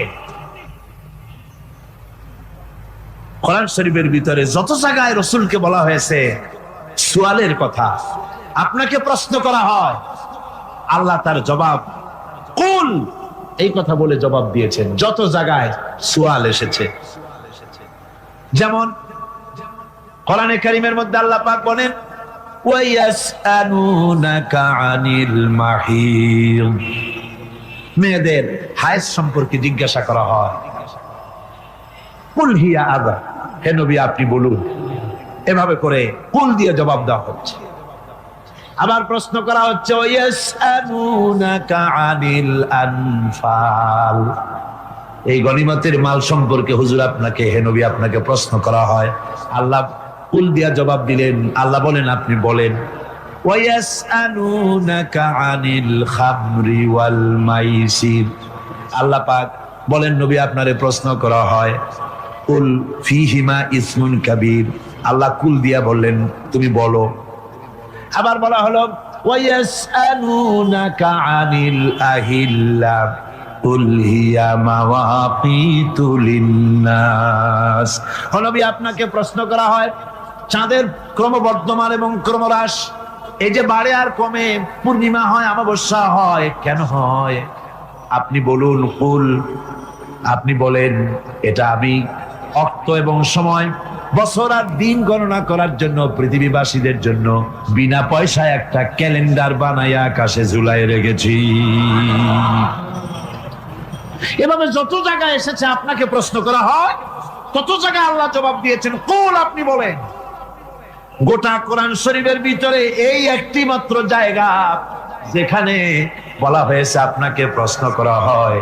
আল্লাহ এখানে বলতে পারতেন কুল, আপনি বলেন আল্লাহ তোমাদের নিকটবর্তী, এভাবে জবাব হয় না। এটা কায়দাটা হলো এই, আল্লাহ বলতেছেন ওয়াইজা সালাকা ইবাদি, ও আমার নবী প্রশ্ন তো আমার বান্দারা আমার ব্যাপারে করেছে, এবার আপনার জবাবের কোনো দরকার নাই। প্রশ্ন আমার ব্যাপারে, তোর যে রব এই শাহরগের চাইতেও আমি তোর বেশি কাছে। সুবহানাল্লাহ। আমারে ডাক, আমারে ডাক, কলিজা দিয়া ডাক, অন্তর দিয়ে ডাক। মনের থেকে মানুষ যদি ডাকে, মুখের ডাক আর মনের ডাক এক জিনিস নয়। দিল সে জুবাত নিকলতি হ্যায়, असर रखती है पर नहीं मगर ताकते परवाज रखती है। দিল থেকে যে কথা বেরোয় তা প্রভাব বিস্তার করে, ডানা নাই কিন্তু ওড়ার ক্ষমতা রাখে। মনের কথাই ভিন্ন। মন থেকে, দিল থেকে, কলিজা থেকে, অন্তরের গভীর কন্দর থেকে মুহাব্বতের সাথে কেউ যদি একবার বলে আল্লাহ, আল্লাহ রাব্বুল আলামিন বলেন অন্তরের অন্তঃস্থল থেকে একটি বার যদি বান্দা বলেন আল্লাহ, আল্লাহ বলেন 70 বার সাড়া দিয়া জিজ্ঞেস করি বান্দা কি চাও, আমি তোমার কাছে আছি। সুবহানাল্লাহ। আমি তোর একদম কাছে, কি চাস বল, বল আমার কাছে। এমন দয়াবান, এমন মেহেরবান, এমন আল্লাহ আমাদের। সে আল্লাহ রাব্বুল আলামিন তিনি বলছেন وَقَالَ رَبُّكُمْ ادْعُونِي أَسْتَجِبْ لَكُمْ। তোমাদের রব বলেছেন আমারে ডাকো, আমি আল্লাহ ডাকের সাড়া দিয়া দেব। সুবহানাল্লাহ। কারে ডাকতে হবে? কারে ডাকতে হবে? এই বিশাল জনসমুদ্র একটুকে চিল্লা এখন কারে ডাকতে হবে? কোন পীর সাহেবকে নয়, আল্লাহর কসম কোন খাজা বাবাকে নয়, ডাকতে হবে কারে? চিল্লা এখন কারে? ওয়াকালা রাব্বুকুম উদউনি, তোমার রব তোমাকে বলতেছে আমারে ডাকো, আস্তাজিব লাকুম, আমারে ডাকবে আমি সাড়া দিয়ে দেব। সুবহানাল্লাহ। আল্লাহকে ডাকেন, কি চাই আপনার বলেন, কি চাই? আল্লাহর কাছে চান, আল্লাহ দিয়ে দিবে। দেওয়ার জায়গা আল্লাহর কাছে চাইবেন, আল্লাহ দিবেন। দেওয়ার জায়গা, চাওয়ার জায়গা হলো সেজদায় পড়ে যাবেন। আমার ভাইয়েরা জায়গাটা চিনায় দিলাম। মাজারে যাওয়া লাগবে না, কবরে যাওয়া লাগবে না। 2 রাকাত নামাজ পড়ে সেজদায় পড়ে গিয়া যত বিপদ আছে, মুসিবত আছে, সেজদার মধ্যে চোখের পানি ছেড়ে দেন আর কেন্দে কেন্দে জীবনের কথা বলেন। আল্লাহ রাব্বুল আলামিন আপনার আওয়াজ শুনবেন আর দোয়া কবুল করে নিবেন। কাঁদতে হবে আল্লাহর কাছে। কার কাছে? আল্লাহর কাছে। আল্লাহর প্রতি আপনি পূর্ব পশ্চিমে কতবার মুখ ঘোরালেন, এটাই কিন্তু আপনার আসল সৎ কাজ নয়। আসল সৎ কাজ হলো আল্লাহর প্রতি ঈমান আনা। এই ঈমানের ব্যাপারে 3টা দিন আমরা পার করে দিলাম, এখনো কথা শেষ হয় নাই। আল্লাহর প্রতি ঈমান আনলে পরে যে উপকারটা হবে 5ম নম্বরে, সেটা হলো কঠোর এবং কঠিন বিপদের ভিতরে বান্দার ভিতরে অবিচলতা এবং ধৈর্যের সৃষ্টি হয়ে যাবে। আলহামদুলিল্লাহ। কঠিন বিপদ মুসিবত আসলে পরে সে অবিচল থাকবে। সারা দুনিয়ার বিপদ আপদ, শত্রুতা, দুঃখ, কষ্ট, মুসিবত, জুলুম, নির্যাতন সবকিছু পাহাড়ের মতো উঁচু হয়ে তাকে ঘিরে ফেলবে, কিন্তু তাকে এক চুলও নাড়াতে পারবে না। কবি বলতেছেন সাথে জাকা রহা হ্যায় আসল সে তা ইমরোজ, সাথে জাকা রহা হ্যায় আসল সে তা ইমরোজ, চরাগে মুস্তফাবি সে শরারে বুলাবিস। সে আবহমান কাল থেকে শুরু করে মুস্তাফা সাল্লাল্লাহু আলাইহি ওয়াসাল্লামের দীপ শিকার সাথে আবু জাহেল, আবু লাহাবের অগ্নিস্ফুলিঙ্গের টক্কর লেগেই আছে। রাসূলুল্লাহ আল্লাহর দেওয়া এই বিধান, এই দ্বীনের বাতিটা টিম টিম করে জ্বলেছে। আর গর্কি, টর্নেডো, হাজার হাজার মাইল বেগে হ্যারিকেন এসেছে, গর্কি এসেছে, টর্নেডো এসেছে, টাইফুন এসেছে, কিন্তু এই আলো নিবাইতে পারে নাই। সুবহানাল্লাহ। আলো নিবাতে পারে নাই, এই শত্রুতা চিরকালের, নিভাতে পারবে না। কারণ হচ্ছে আল্লাহ রাব্বুল আলামিন বলেছেন, ইউরিদুনা লিইউতফিউ নূরাল্লাহি বিআফওয়াহিহিম ওয়াল্লাহু মুতিম্মু নূরিহি ওয়ালাউ কারিহাল কাফিরুন। ওরা চায় মুখের ফু দিয়ে আমার আলোকে নিভিয়ে দেবে, কিন্তু আমি আমার আলোকে পূর্ণতা দান করব, তাতে কাফের বেঈমানদের কলজায় যত জ্বালা যন্ত্রণা হোক আমার দিন কেউ মিটাই দিতে পারবে না। সুবহানাল্লাহ। সুতরাং বিপদে অবিচলতা আসবে, সে অটল হবে, মজবুত হবে। কোরআনে কারীম বলতেছে, ওয়া কাযালিকা জাআলনা লিকুল্লি নাবিয়্যিন আদুওয়াম মিনাল মুজরিমিন। এই পৃথিবীতে এমনি করে আমি সকল নবীদের শত্রু বানিয়েছি, সব পাপিষ্ঠ অপরাধীদেরকে। নবীদের সাথে বিরোধিতা করেছে কারা? পাপিষ্ঠরা, অপরাধীরা। মানুষ অত্যাচারিত হয়েছে, সাহাবায়ে কেরাম অত্যাচারিত হয়েছেন। বুখারী শরীফের হাদিসে এসেছে, রাসূল করিম সাল্লাল্লাহু আলাইহি ওয়াসাল্লামের কাছে হযরতে খাব্বাব গিয়ে উপস্থিত হয়েছিলেন। হযরতে খাব্বাব বলেন, হাদিসটা এভাবে লেখা হয়েছে বুখারীতে, ওয়ান খাব্বাব বিন আরিদ রাদিয়াল্লাহু তাআলা আনহু قال شكونا إلى رسول الله صلى الله عليه وسلم وهو متوسد بردة له في ظل الكعبة। রাসূলুল্লাহর কাছে গেলাম, কাবা শরীফের কাছে গিয়ে দেখি নবীজি একটা চাদর গায়ে দিয়ে তিনি আরাম ফরমাচ্ছিলেন কাবা শরীফের ছায়ায়। সেখানে গিয়ে বললাম, আলা তাস্তানসিরু লানা আলা তাদউ লানা ইয়া রাসূলুল্লাহ, হে আল্লাহর রাসূল, আপনি কি আমাদের জন্য আল্লাহর কাছে দোয়া চাইবেন না? আপনি কি আল্লাহর কাছে আমাদের জন্য সাহায্য চাইবেন না? আমাদের লোকগুলিকে, মুসলমানগুলিকে মারতে মারতে তো শেষ করে ফেলে দিল। তারা আমাদের সুমাইয়াকে মারলো, আমাদের খাব্বাবকে উটের সাথে পায়ের দড়ি লাগায় টানলো, আমাদের খোবায়েবকে তারা আগুনের উপরে চিৎ করে শোয়ায় রাখলো, না খায় রাখতেছে, মারতেছে, কষ্টে তো শেষ হয়ে গেলাম। হুজুর, আপনি কি আমাদের জন্য দোয়া করবেন না? হাদিস শরীফে এসেছে, নবীজি উঠে বসলেন সোজা হয়ে। নবীজি বলেন, ও আমার সাহাবী, ও খাব্বাব, শোনো, তোমাদের আগে এই পৃথিবীতে যারা দ্বীনের দাওয়াত দিতে এসেছিলেন তাদেরকে সমকালীন রাষ্ট্রশক্তি, সমাজ শক্তি তাদেরকে ধরতো। ফায়ুখাজুর রাজুলু, তাদেরকে তারা ধরতো। ফায়ুফারু লাহু ফিল আরদ, আর তার জন্য জমিনের ভিতরে কবর বানাইতো। ওই কবর ফায়ুজালু ফিহা, ওই কবরের ভিতরে তাকে কোমর পর্যন্ত গেড়ে দিত। সুম্মা ইউতা বিল মানশার, এরপরে করাত আনতো। ফায়ুদাউ আলা রাসিহি, এরপরে ওই করাত তার মাথার উপরে রাখতো। ফায়ুজালু নিসফাইন, এরপরে করাত দিয়া চিরে জীবিত মানুষটারে দ্বিখণ্ডিত করে ফেলে দিত। মা ইয়াসুদ্দুহু যালিকা আন দীনিহি। ও আমার খাব্বাব, এত কষ্ট দেওয়ার পরেও সেই যুগের কোন মুসলমানকে, দ্বীনের দায়ীদেরকে আল্লাহর দ্বীন থেকে এক চুলো তারা সরাই দিতে পারে নাই, এক চুলো সরাতে পারে নাই। ওয়াল্লাহি, ও খাব্বাব, আমি আমার আল্লাহর নামে কসম করে বলছি, লা ইউতাম্মান্নাল্লাহু হাযাল আমরা হাত্তা ইয়াসিরা আর-রাকিবু মিন সানা ইলা হাযরামাউত। আমি কসম করে বলি, আল্লাহ রাব্বুল আলামিনের এই সানা থেকে হাজারামত পর্যন্ত লোকেরা যাতায়াত করবে, সুন্দরী রমণীরা গমন করবে, সদাগরেরা যাতায়াত করবে, টাকা নিয়া পয়সা নিয়া যাতায়াত করবে। তাদের মনের মধ্যে লুটের ভয়, টাকার ভয়, চুরির ভয়, ডাকাতির ভয়, জেনার ভয়, হত্যার ভয়, ধর্ষণের ভয়, কোনো ভয় থাকবে না। লা ইয়াখাফু ইল্লাল্লাহ, আল্লাহ ছাড়া কোনো ভয় থাকবে না। এমন একটা সমাজ, এমন একটা সময় আসবে। ওয়ালাকিন্নাকুম তাস্তাজিলুন, অথচ খুব তাড়াহুড়ো তোমরা করতেছো। তাড়াহুড়ো করো না, সময় আসবে ইনশাআল্লাহ। আমার ভাইয়েরা, আমার বন্ধুগণ, কঠিন বিপদে অবিচলতা এবং ধৈর্যের দৃষ্টান্ত রেখে গেছেন আম্বিয়া আলাইহিমুস সালাম। সুবহানাল্লাহ।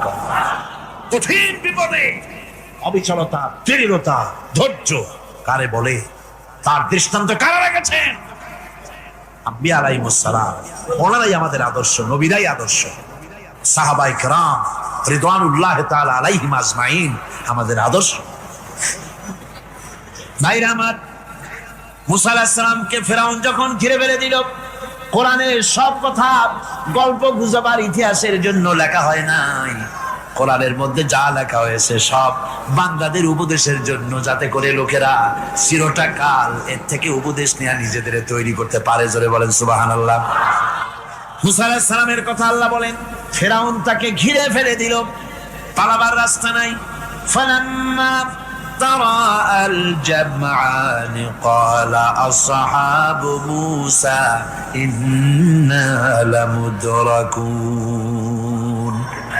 মুসা আলাইহিস সালামের উম্মতেরা বললেন, হে মুসা, পাকড়াও হয়ে গেছি, পালাবার রাস্তা নাই। তিন দিক থেকে আমাদেরকে ঘেরাও করেছে ফেরাউনের শক্তি। সামনে কি? দরিয়া, আর তিন দিকে কি? ঘেরাও আন্দোলন। পালাবার পথ নেই, পালাবার পথ নাই। সারাশি আক্রমণ, ঘেরাও আন্দোলন। মুসা আলাইহিস সালামকে ঘেরাও করে ফেলেছে, পালাবার উপায় নাই। একদিকে দরিয়া, তিন দিকে ফেরাউনের শক্তি। এই যে ঘেরাও টেরাও, মানে নতুন তো না, ধর্মঘট নতুন না, এ পুরানা জিনিস। এই পৃথিবীতে সর্বপ্রথম ধর্মঘট কিসের উপরে হয়েছে জানেন? এই পৃথিবীর প্রথম ধর্মঘট হয়েছে পেঁয়াজ, রসুন আর ডাইলের উপরে। মুসা আলাইহিস সালামের জামানায় লান নাসবিরা আলা তাআমে ওয়াহিদ, আমরা এক রকমের খাদ্য আর খাবো না, আমাদের পেঁয়াজ দেওয়া লাগবে, ডাল দেওয়া লাগবে, রসুন দেওয়া লাগবে। সর্বপ্রথম ধর্মঘট হয় মুসা আলাইহিস সালামের জামানায়, সেখান থেকে শুরু হয়েছে। তিন দিক থেকে ঘেরাও হয়ে গেছে, পালাবার কোনো রাস্তা। হযরতে মুসা আলাইহিস সালামের কাছে উম্মতেরা বললেন, পালাবার তো কোনো পথ নাই, এখন উপায়টা কি? আমাদের তো আর উপায় নাই। মুসা আলাইহিস সালাম দেখেন বিপদে পড়ে গেছেন, কিন্তু ধৈর্য হারান নাই, ভয় পান নাই। ভয় পাইছিলেন? ভয় পেয়েছেন? প্রশ্নই ওঠে না। মুসা আলাইহিস সালাম আল্লাহ পাক যাদেরকে বলেছেন উলুল আযম, রাসূল যাদের বলেছেন, তার মধ্যে হযরত মুসা একজন উলুল আযম পয়গম্বর। চারটিখানি কথা না, আল্লাহ কথা বলছেন তার সাথে, কালিমুল্লাহ তিনি। সুবহানাল্লাহ। কর মুসা আলাইহিস সালাম শোনালেন, কাল্লা ইন্না মাইয়া রাব্বি সায়াহদিন। কখনো নয়, আমার উম্মতেরা ভয় পেও না, আমার রব অবশ্যই আমাকে পথ দেখাবে। সুবহানাল্লাহ। তিন দিক থেকে শত্রু, একদিকে দরিয়া, পালাবার কোন রাস্তা নাই। সেখানে দৃঢ়তার সাথে তিনি বলছেন, অবশ্যই আমার আল্লাহ আমারে পথ দেখাবে। সুবহানাল্লাহ। নবীরা এই দৃঢ়তা দেখিয়েছেন, অবিচলতা দেখাইছেন। আল্লাহ পাক মুসা আলাইহিস সালাম যখন এই দৃঢ়তা দেখালেন, এই অবিচলতা দেখালেন, সঙ্গে সঙ্গে জিবরাইল এসে হাজির হয়ে গেলেন।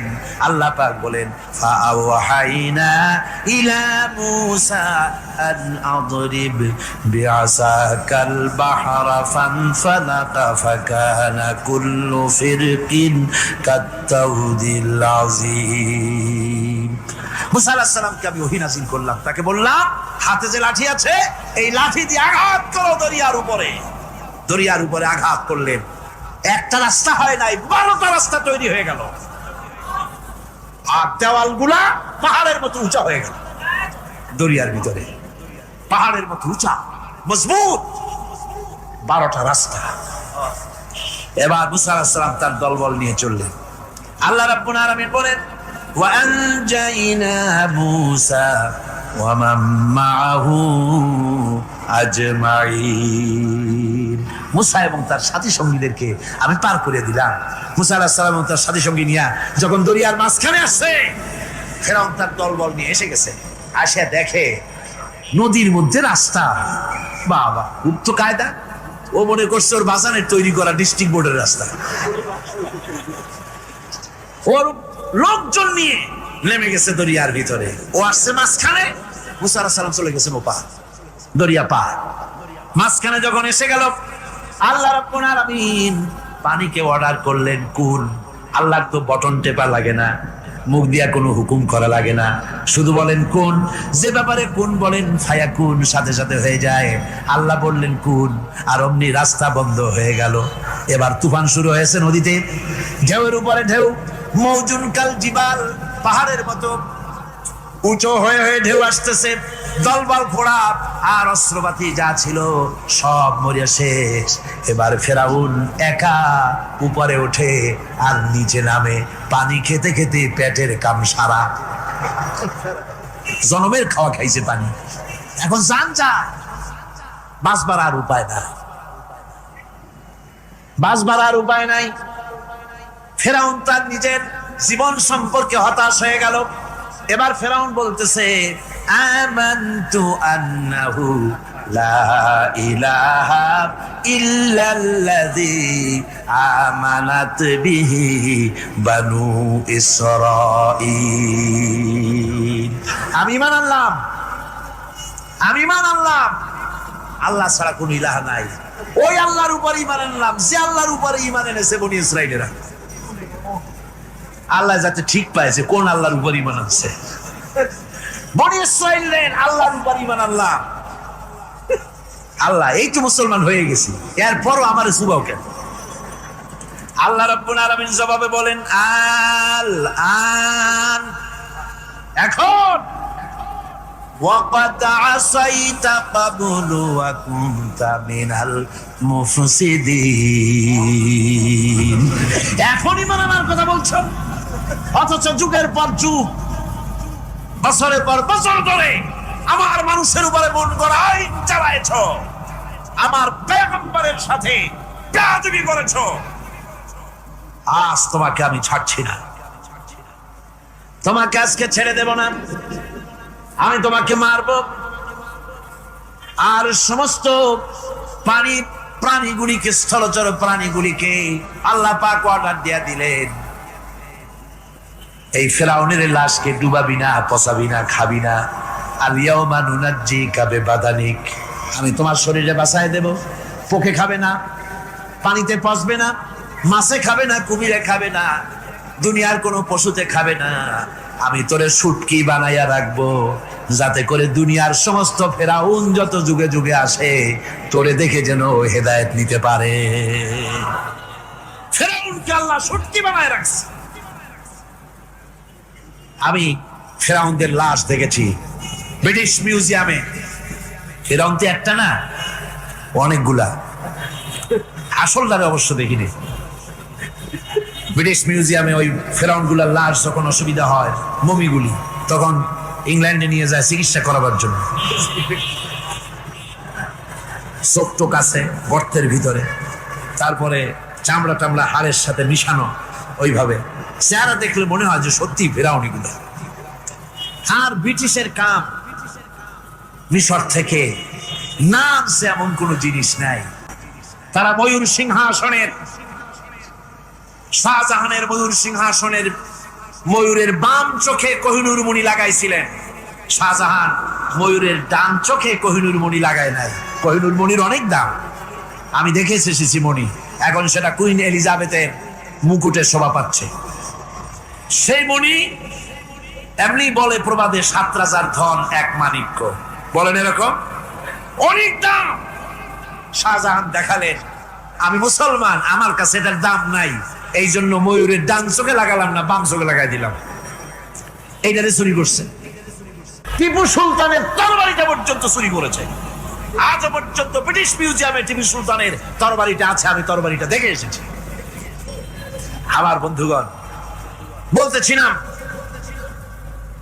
যে পৃথিবীতে আল্লাহ রাব্বুল আলামিন নবীরা তাদের চরিত্র দিয়ে বিপদের মোকাবেলা করে, দুনিয়ার সামনে কঠিন বিপদের মোকাবেলা করে অবিচলতা, দৃঢ়তা দেখায় গেছেন যে কেমন করে এই পৃথিবীতে বিপদের সামনে মোকাবেলা করতে হয়।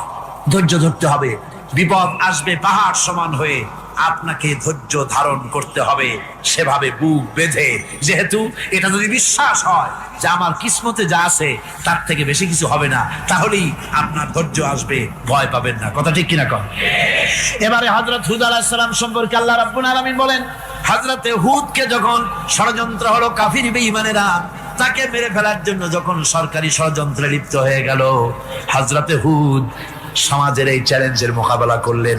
হযরত হুদ বলেন, ফাকিদুনি জামিআন সুম্মা লা তুনজিরুন ইন্নী তাওয়াক্কালতু আলাল্লাহি রাব্বি ওয়া রাব্বিকুম। আমি তোমরা তোমাদের ষড়যন্ত্র আমার বিরুদ্ধে যত পারো আমার বিরুদ্ধে ষড়যন্ত্র চালাও, এতটুকুন আমার অবকাশ দিও না। আমি এমন আল্লাহর উপরে ভরসা করেছি যার হাতের ভিতরে তোমাদেরও জান আর আমারও জান। যা পারো তাই করো। সরকার সমস্ত শক্তি একত্রিত হয়ে আমার মোকাবেলা করো। একদিকে হুদ আলাইহিস সালাম, আর একদিকে গোটা জাতি। হযরত হুদ ভয় পায় নাই। সুবহানাল্লাহ। কোন ঈমান বিল্লাহ মানুষের কলিজাকে এভাবে শক্ত করে দেয়। কোন আলহামদুলিল্লাহ। এবারে এই বিপদের, কঠিন বিপদের মোকাবেলা করে আমার রাসূল যে প্রমাণ দিয়া গেলেন, আমার রাসূল যে কঠিন বিপদের মোকাবেলা করলেন, ভাইরা আমার, হিজরতের রাতে সওর পাহাড়ের ভিতরে যখন তিনি আশ্রয় নিলেন, হযরতে আবু বকরের সাথে ছিলেন। হযরতে আবু বকর রাদিয়াল্লাহু তাআলা আনহু বলেন, হুজুর আপনি দাঁড়ান, এটা তো পাহাড়িয়া গুহা, গুহার ভিতরে সাপ থাকতে পারে, বিচ্ছু থাকতে পারে, আমি আগে ঢুকি, বিপদ যদি হয় আমার উপর থেকে হয়ে যায়। গুহার ভিতরে নেমে গুহা সাফ করলেন। এরপরে হুজুরকে ডাকলেন, হুজুর তাশরীফ নিলেন গুহার ভিতরে। এরপরে হুজুর বললেন, আবু বকর, পাহাড়ে হেঁটে হেঁটে 2-3টা পাহাড় পাড়ি দিয়া যাওয়া লাগে সূর পাহাড়ে। মদিনার সোজা রাস্তা হুজুর ধরেন নাই, মেসফালার পথ দিয়া, জাবালে কেদোয়ার উপর দিয়া 3টা পাহাড় পাড়ি দিয়া তারপরে হুজুর গেলেন সূর পাহাড়ে। গুহার ভিতরে হুজুর তাশরীফ নিলেন। বললেন, আবু বকর তুমি বসো, তোমার উরুর উপরে মাথা রেখে আমি একটু আরাম করি। হযরতে আবু বকর বসলেন, হুজুর তার উরুর উপরে মাথা রেখে ঘুমায় গেলেন। আর এরপরে কাফির বেঈমানেরা তালাশ করতে করতে কাফেররা এসে গেল পায়ের চিহ্ন দেখে দেখে গর্তের কাছে। হযরত আবু বকর ভয়তে কেঁদে ফেললেন, আরে আর তো উপায় নাই, এবার তো ধরা পড়ে গেছি, এবার নবীজিকে মেরে ফেলে দেবে।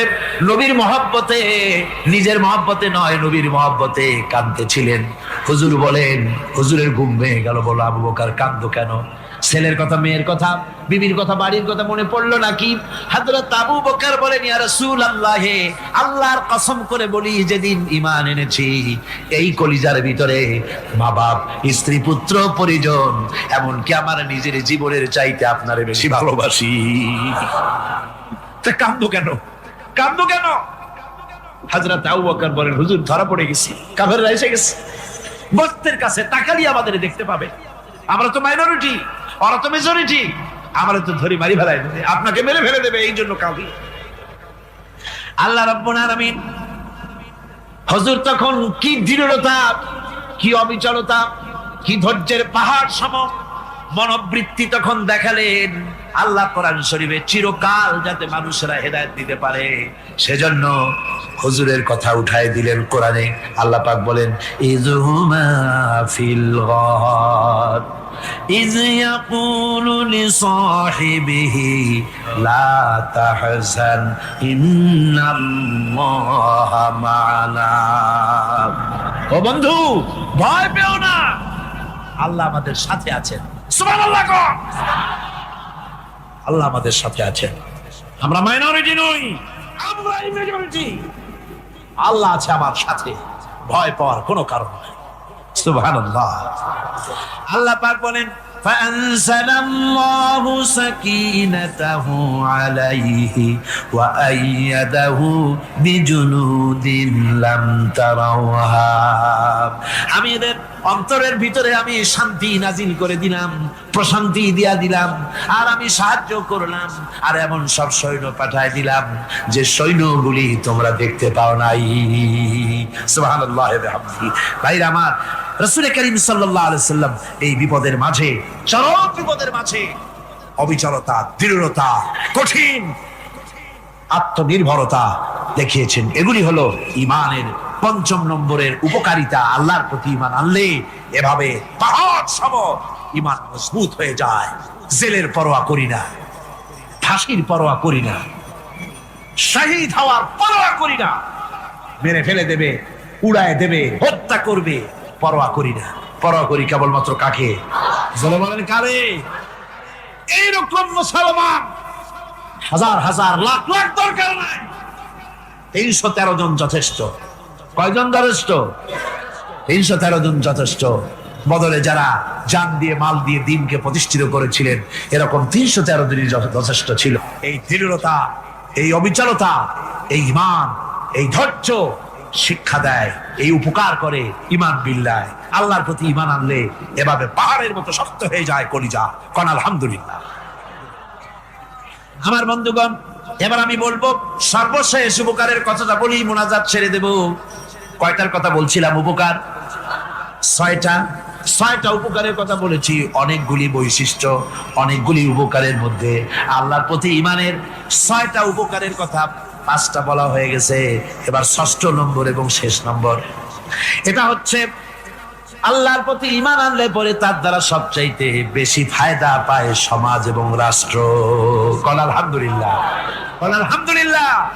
আল্লাহর প্রতি ঈমানের দ্বারা নৈতিক সংশোধন হয় এবং রাষ্ট্র আর সমাজ সবচাইতে বেশি উপকৃত হয়।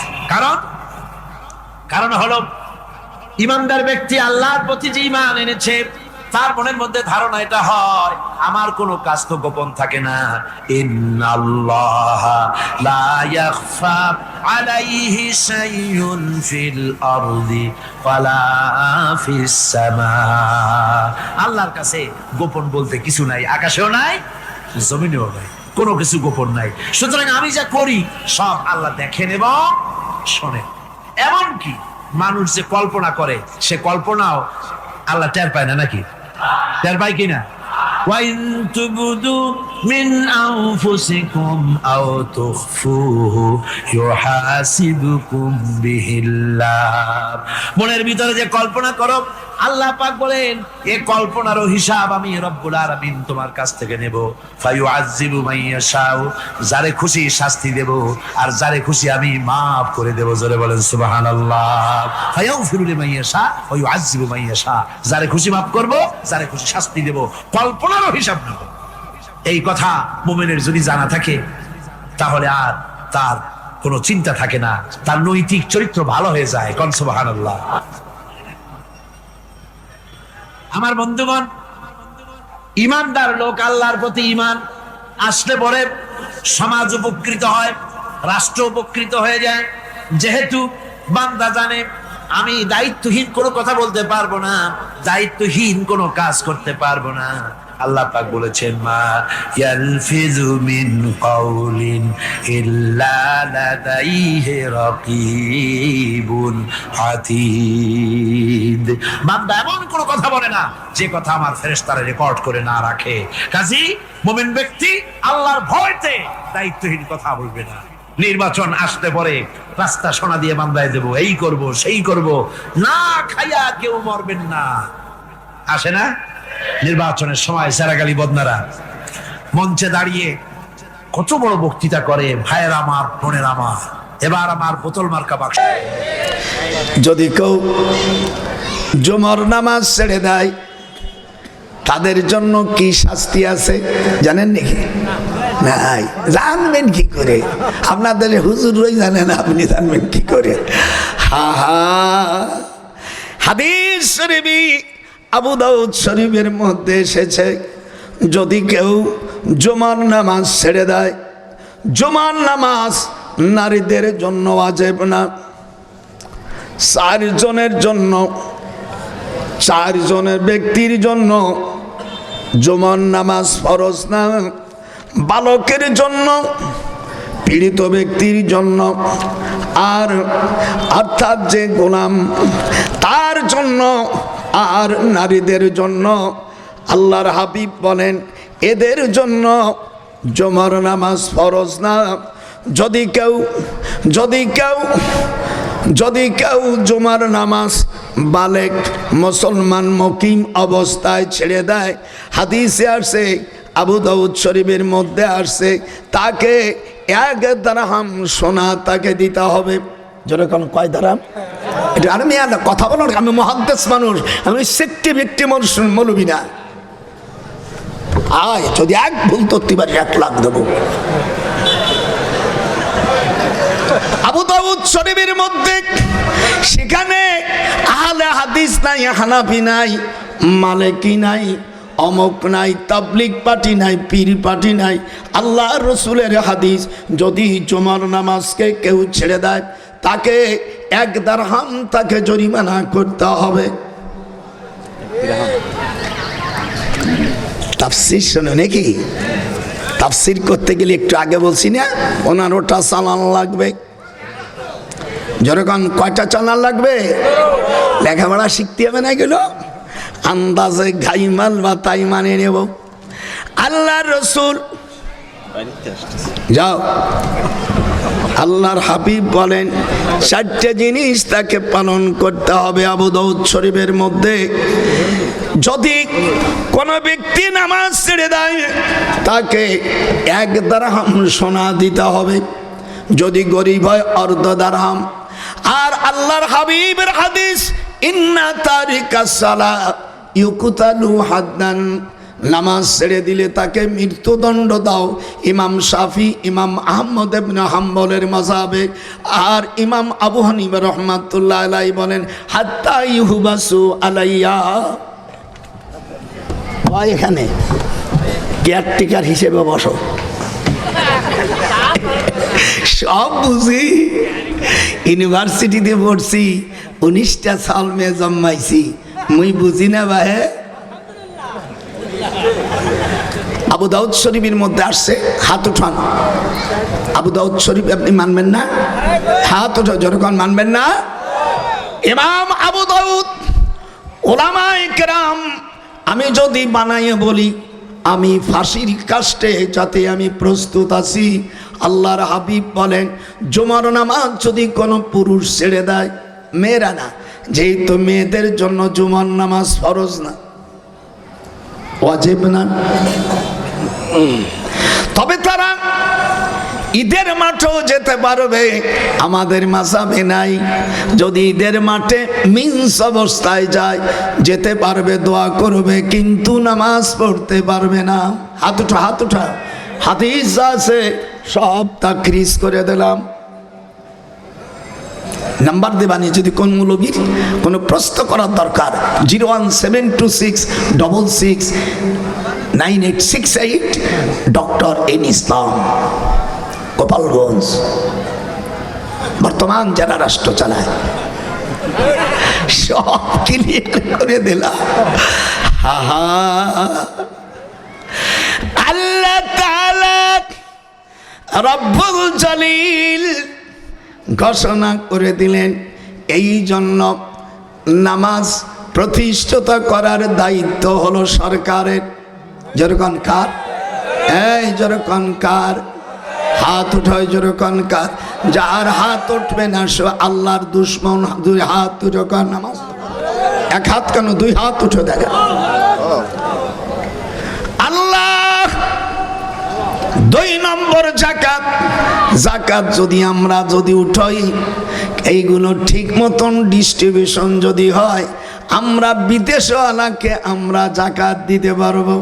কিন্তু যাকাত 8 জায়গায় যাকাত দিতে হয়। আমাদের দেশের মৌলবীর 1 জায়গায় প্রত্যেক বছর 1 জায়গায় গর্ত দেয়, যাকাত তোর বাতিল হয়ে যাবে। আল্লাহ পাক কোরআন মাজিদের মধ্যে সূরা তাওবার 60 নম্বর আয়াতে আল্লাহ তাআলা বলেন 8 জায়গায় যাকাত দিতে হয়। কয় জায়গা? তোরা দে রে যাকাত, তোরা হাত ওঠা, হাত ওঠা, তোরা দে রে যাকাত। 8 জায়গায় যাকাত না দিলি তোর যাকাত হবে বাতিল। তোরা দে রে যাকাত, তোরা দে রে যাকাত। মাদ্রাসায় দাও, গরিব ছেলেদের দাও, এতিমদের দাও, দাও। এরপরে যাতে আপনার সাবিল, যাদের ঘর বাড়ি না রাস্তায় থাকে, এদের দাও। আর তোমার আত্মীয় স্বজন ঋণের জ্বালায় গ্রামীণ ব্যাংকের থেকে টাকা তোলার পরে মান ইজ্জত বিক্রি করে দেয়, ঋণীর জ্বালায় অন্য দেশে পালায় গেছে, তারে তুমি না দিয়া তার ভাই যাকাত দেশে গরিবদের মাদ্রাসায় লিল্লাই বোর্ডিং, তোর আপন জায়গায় যাকাত কেন তিনি দিলি না? আল্লাহ কয় 8 জায়গায় তোর যাকাত দিতে হবে। কয় জায়গায়? আমার মেয়ে আমেরিকা থাকে, আমার তাকিয়া জামাইকা, নিউ ইয়র্কে, আমার নাতিন জামাই আমেরিকা থাকে, আমার 2 শালা আমেরিকা থাকে, 4 খালাতো ভাই। ওই জাকাত যখন দেয় আমি 8 খাতের 1 খাত পাওয়া যায় না, 7 খাতে আমি জাকাত দিয়ে দেই। হযরত উসমানের থেকে, উসমান গনি রাদিয়াল্লাহু তাআলা থেকে একটা খাত পাওয়া যায় না, 7 খাতে দিয়ে দেই। ওই খাত পানি আমি দিয়ে দেব।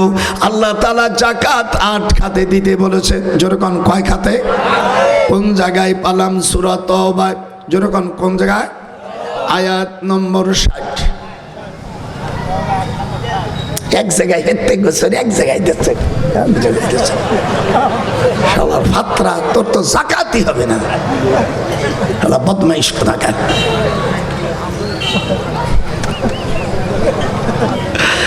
আজকে দেব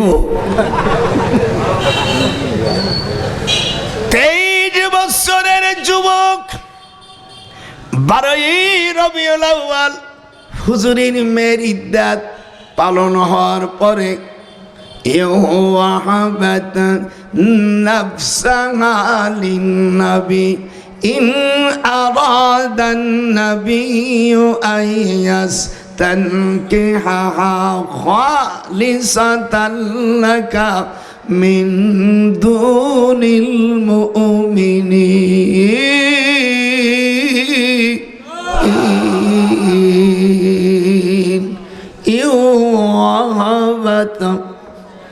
ঠোঁট কিভাবে ভর্তি হয় ব্যাগগুলো মেজারে পড়েছি। নিঃশ্বাস ছাড়তে পারবা না। نفسها للنبي إن أراد النبي أن يستنكحها خالصة لك من دون المؤمنين.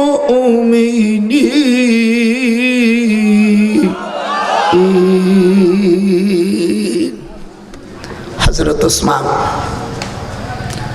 হুজুরের বড় মেয়ে রোকেয়াকে বিয়ে করে তাফলাজা দিল বাহার, উনি জর্দান নদী পার হইয়া ইবাকা তাইসারানিল মাজমাউল বাহরাইন।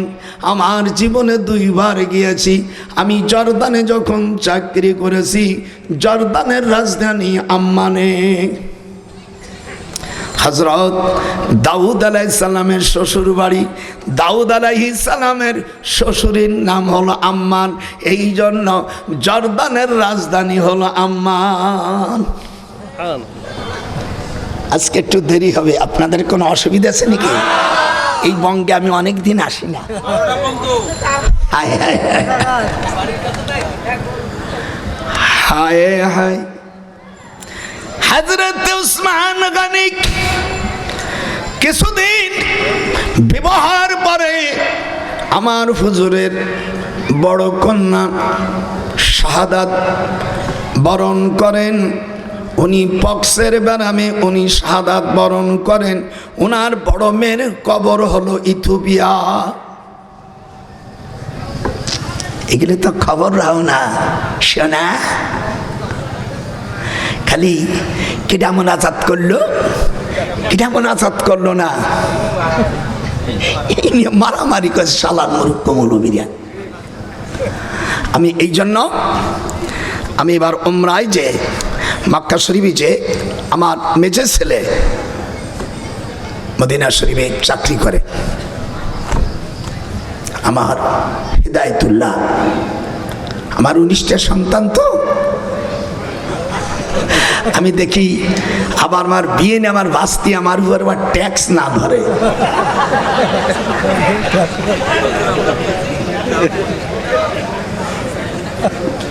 ট্যাক্স ধরলি তো আখেরাতে জায়গা নাই, আর একটাও জান্নাতে যেতে পারবে না। আমার রাসূল উলামারা এখানে আছেন, হুজুর বলেন তাসাফফিজুল ওয়াদুদ ওয়াল ওয়ালুদা ফা ইন্নী